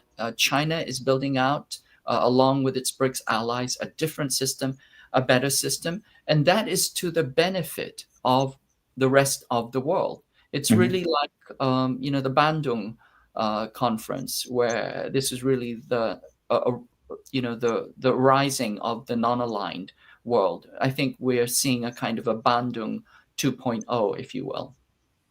Yeah, I agree with you. I think we're moving into a new norm, and it's weirdly enough. I think it's, how can I say this? It's like that transition is always somewhat dicey and dangerous, just because it's unclear on how countries are going to reconcile this kind of loss of power, or this loss of this primary position. Do they accept it, or do they try to do something to change the reality of it? And truth of the matter is, from a purely economic standpoint, it doesn't seem like we have the ability to change it. In which case, the U.S. spends $1 trillion on military. I'm hoping that the military is not the option that they basically go with. I am praying that that's not the case. KJ, I haven't asked you about this. Did you ever read Three Body Problem by, Liu Xian, I believe the last name is? No, I haven't, but I've heard that it's a really, really good novel. It is a mind-blowing novel. There are three books associated with it. The first one is Three Body, the second one is Dark Forest, and the last one is Death's End. It is one of the most imaginative books that I've ever read in my life, and it is a sci-fi junkie's dream. There's an epicness to the book, and you can tell that there is a cultural difference in the way the book is written that comes through in the book. You haven't read it, so I don't want to go too far into it, but it's a damn good book if you ever get the opportunity to read it. Definitely, all right. I will. One last question before we, maybe one or two more questions before we close. Right now, the way that we are positioning ourselves, the Biden administration has passed certain sanctions. Donald Trump is effectively saying, I'm going to bring back jobs. That's one of the main arguments that he's running with. We have all of these conflicts around the world. China has positioned itself as, I want to say, a peacemaker of sorts. I mean, they were able to bring together Saudi Arabia and Iran. In fact, if I'm not mistaken, Saudi Arabia is in Tehran right now, having talks in regards to their conferences. China has been able to put to bed the thing with India, meaning the border clashes with India. They've been able to pull that off. And China has even been trying to kind of get a certain level of peace in Ukraine because they're friends with apparently Ukraine and their association with Russia. Why do you think they've taken this position? Is China taking this position because from its point of view, the US has used either war or proxy wars as a way to kind of maintain or gain power in various parts of the globe? And from China's point of view, they're better off by bringing together these countries, basically ending hostilities with this notion that we're economically dominant. If we get in hostilities, the economic dominance will show through on a global capacity.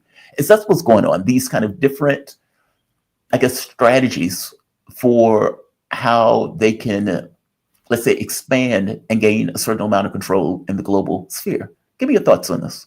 Yeah, I think that's one way, definitely, of looking at it. You know, if you think of Chinese history, when the KMT fascists were going after the communists, what the Chinese did was they escaped, and they did kind of a counter encirclement campaign around the KMT itself. You see, as the US concentrates its forces in its kind of naval littoral along the first island chain, China is simply spreading out into the Asian continent, into the Eurasian continent, into Africa, and all around. So there's this kind of, counter movement that is happening. And if you read Mao has an important text called On Protracted Warfare. It's one of the key texts of, the Maoist, doctrine. But essentially what Mao says, that what we do is when our enemies wage war against them, we wage peace against them.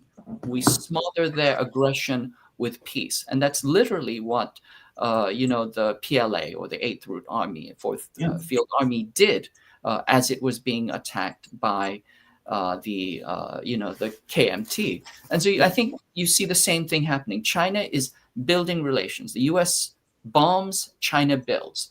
China builds relations with the global South, simply creating networks of multilateral, connection. And I think that is their strategy for moving forward. Whereas the US is direct and aggressive. It's coming in, like this aggressive chess player.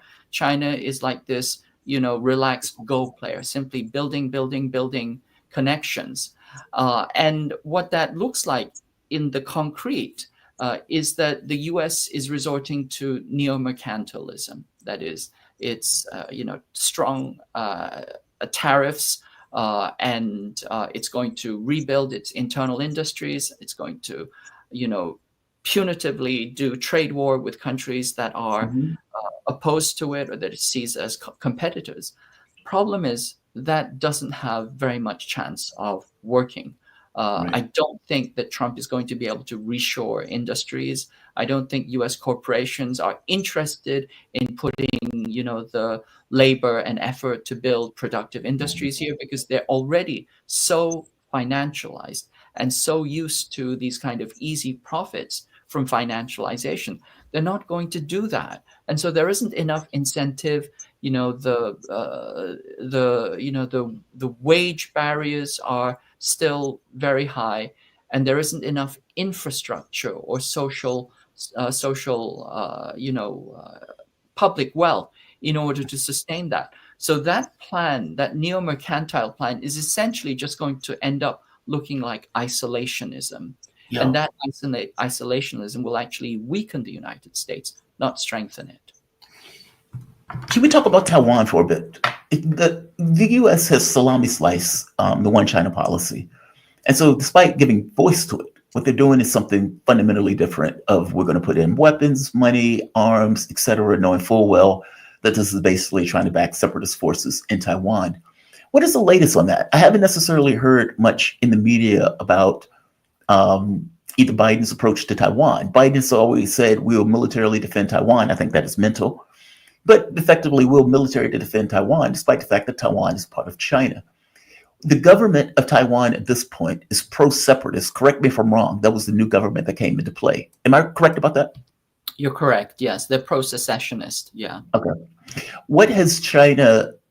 Okay, recently there were military exercises where China surrounded Taiwan. I guess they're trying to get across, don't screw with us.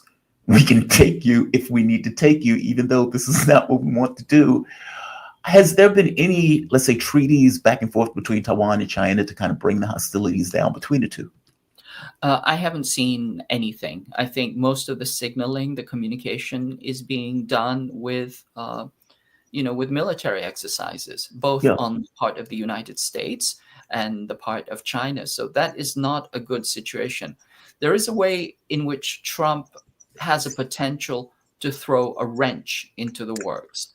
The U.S. clearly wants to use Taiwan as a trigger point to trigger war with China. This is why they've already stationed Green Beret on Jinmen Island, which is, part of the Taiwan archipelago, 3 kilometers away from the Chinese coastline.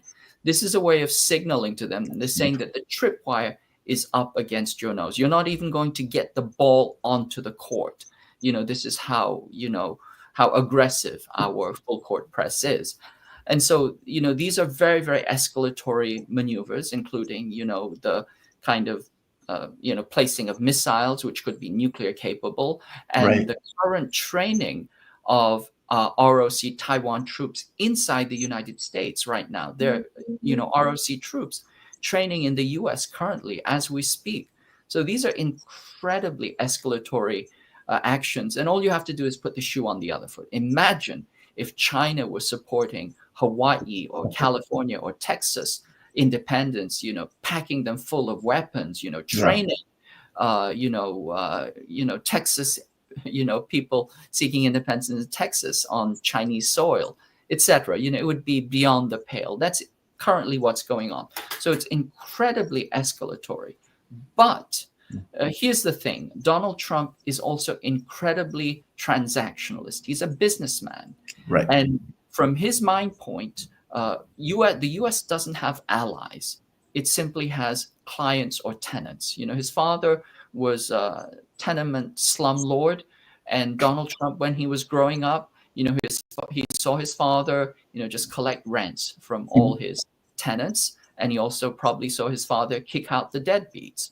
Now, from the standpoint of Donald Trump, Taiwan is a deadbeat. He's told them that they need to pay more. And these are his words precisely. He said, they need to pay us protection because we are an insurance company. We are no different from an insurance company. They need to pay us protection. And he said that Taiwan needs to raise its military spending to 10% of GDP. There are very, very few countries that can sustain 10% of GDP on the military when, the expectation is all of that should be spent on expensive US weapons. So that is already going to put significant sand into the gears of the US-Taiwan alliance. And the same thing with South Korea. Donald Trump has said South Korea needs to increase its, quote, burden sharing, the amount that it pays to have U.S. troops occupy its soil, by 9-fold. South Korea currently pays $1.2 billion to the U.S. for the privilege of being occupied by U.S. troops. And Donald Trump has said, you need to raise that to $10 billion, 9-fold. That will be a no-starter. And if Donald Trump says, well, we'll withdraw our troops, South Koreans will say, well, yes, we would be very happy for that. So you can see how this kind of transactionalist, neo-mercantile bean counting is actually opposed to this deep state agenda of using proxies to wage war. Same thing for Japan. So there are some contradictions in Trump's policy, which leads me to believe that although he is very, very, I want for people to understand, Donald Trump is not against war. Right. But he's against losing wars. Right. And he's against unprofitable wars. So if he thinks that this is not going to be profitable, or if he thinks that we're going to lose that, then he will yank the cord on that. And that will put some sand into the gears of the war machine that the neocons have put into place. Last question before I let you go. Like the mob money is fascinating to me. Effectively, that's a nice country you have there. It'd be ashamed if anything happened to it. That type of engagement in a country is just mind-blowing. The reality is, though, Taiwan was never under threat. Taiwan became an issue the moment that the U.S. started putting weapons into it, started ignoring the one China policy. I mean, all things being equal, Taiwan would have just remained Taiwan. But correct me if I'm wrong on this. They were never really under threat of being attacked or taken by China. It was understood that they were just part of China in and of itself. All of this military exercises and everything came about because the U.S. has started working with and pushing separatist forces in Taiwan. I agree with you absolutely. I mean, the Chinese see the people on Taiwan as their compatriots. Right. They see it as kind of like a wayward province. It's kind of like, the teenager who has locked himself, in the garage and won't come out. You're not going to break down the door and, beat up the teenager. You're just going to keep giving them food and hope that they, eventually come to their senses. Now, the problem here is what the U.S. has done is it has taken that wayward teenager, and started to give them weapons. Yeah. So the question then becomes, how long is the family going to tolerate the teenager stockpiling weapons, bombs, gasoline in the garage before they decide some kind of action needs to be taken? So that's the situation that the U.S. has forced on China. And that's why China has been, taking, stronger measures that could be potentially kinetic. KJ, man, always appreciate you. The audience seems to always appreciate you also. Thank you for this. I really appreciate it. KJ, no, he's a journalist. There we are. Journalist, political analyst, writer, and teacher specializing in the geopolitics of the Asia Pacific region. He's a contributor to the book Capitalism on a Ventilator, once censored by Amazon. It is now available at iacenter.org. KJ, man, thank you for this. I really appreciate it. Thank you, Jamal. Pleasure to be with you. Pleasure to be with you too. Thank you for that. KJ, no. Excellent. Always appreciate him. Always appreciate his analysis. In fact, we had a really good show today, full show, no less. And I appreciate all of my guests that came on today. If you enjoyed this content, give us a like, share the content, share it far and wide. We've had a damn good crowd here today. We want to increase that crowd. I think we had nearly 300 people watching live. I would like that to be 1,000 watching live. I would like us to have at least 40,000 by the end of the year. So definitely share it, subscribe, hit the notification bell. I pop in at all times of the day. Typically, this show runs from 7 a.m. to 10 a.m. Monday through Friday. So definitely check me out on those days. Also, if you guys dig the content, feel free to help through PayPal, Patreon, or Super Chats. All Super Chats are read. And speaking of that, let's go into them now. This one is Blairg, Superstar Sticker. Thank you, Blairg. Much appreciated. I don't have to do that. I could just hit this button. Also, Ellie JJ Super Sticker, Ellie JJ USA. Thank you for that. Much appreciated. Look, man, you guys help cover the show, the expenses and everything else. Trying to restart this after losing my job and trying to make this kind of a thing. I've been consistent. I will remain consistent. And all things being equal, my objective is to turn this into a show and turn this into a show that is done well, that expands and gets better over time. You guys were here for the first week. The first week was utter calamity, but we've gotten better week after week after week. This is only week 3 that I've been doing this stably. Week 3 or week 4, I'm not sure which one. But either way, thank all of you for helping me out with this and sticking with me as I try to pull this off. LEJJ USA, your insight, awesome guests, PayPal, Cash App. Oh, thank you, LEJ. I try. My objective is to give you the best analysis and commentary that you will find, especially in the morning, on the political space, domestic and internationally. Spec in Chicago. Hey, Jamal, big fan on October 15th. You all got screwed and so did we. Short story, I built a live cast studio and I'm an engineer, no show. You're a show, no engineer. Want to connect and work together. I sent the message through Facebook. Maybe. I don't know how that would work at a distance, but maybe. What do you say? You're an engineer. I built a live cast studio. Maybe. I don't know how that would work at a distance, Spec. I don't know. And right now, I barely have to feed myself, let alone pay for an engineer. But you never know. I mean, as the show expands and as the show gets to the point where it can afford to pay for that stuff, all things being equal, I would invest in that stuff. But for right now, this is started from scratch. But Spec, I will keep you in mind, and I thank you very much. By the way, just a few announcements. Colonel Wilkerson will be on the show next Monday. That is the one that worked with Colin Powell. You see him oftentimes on Alexander McCurris and some of the other shows online. He is a strong voice about changing the ideology of the military-industrial complex into something that is more sane and less warlike and less hostile around the globe. Basically, we don't need to shake a fist to the rest of the globe. We can extend a hand in friendship. That is Colonel Wilkerson. The man has been an amazing voice on this issue, and I appreciate him being willing to come on. I reached out to him yesterday. He got back to me pretty quickly. I'm trying to get Jill Stein. Jill Stein has not responded. I've spoken to her, but it was years ago. And up to this point, I'm hoping she hits me back. Glenn Deason will be on tomorrow. I don't know what time yet. I need to contact him back online, but Deason said he will come on to the show. He has been at one conference after the next in Russia and in Europe. And so he's probably going to have a lot to say when he gets back here. I'm considering a sponsorship.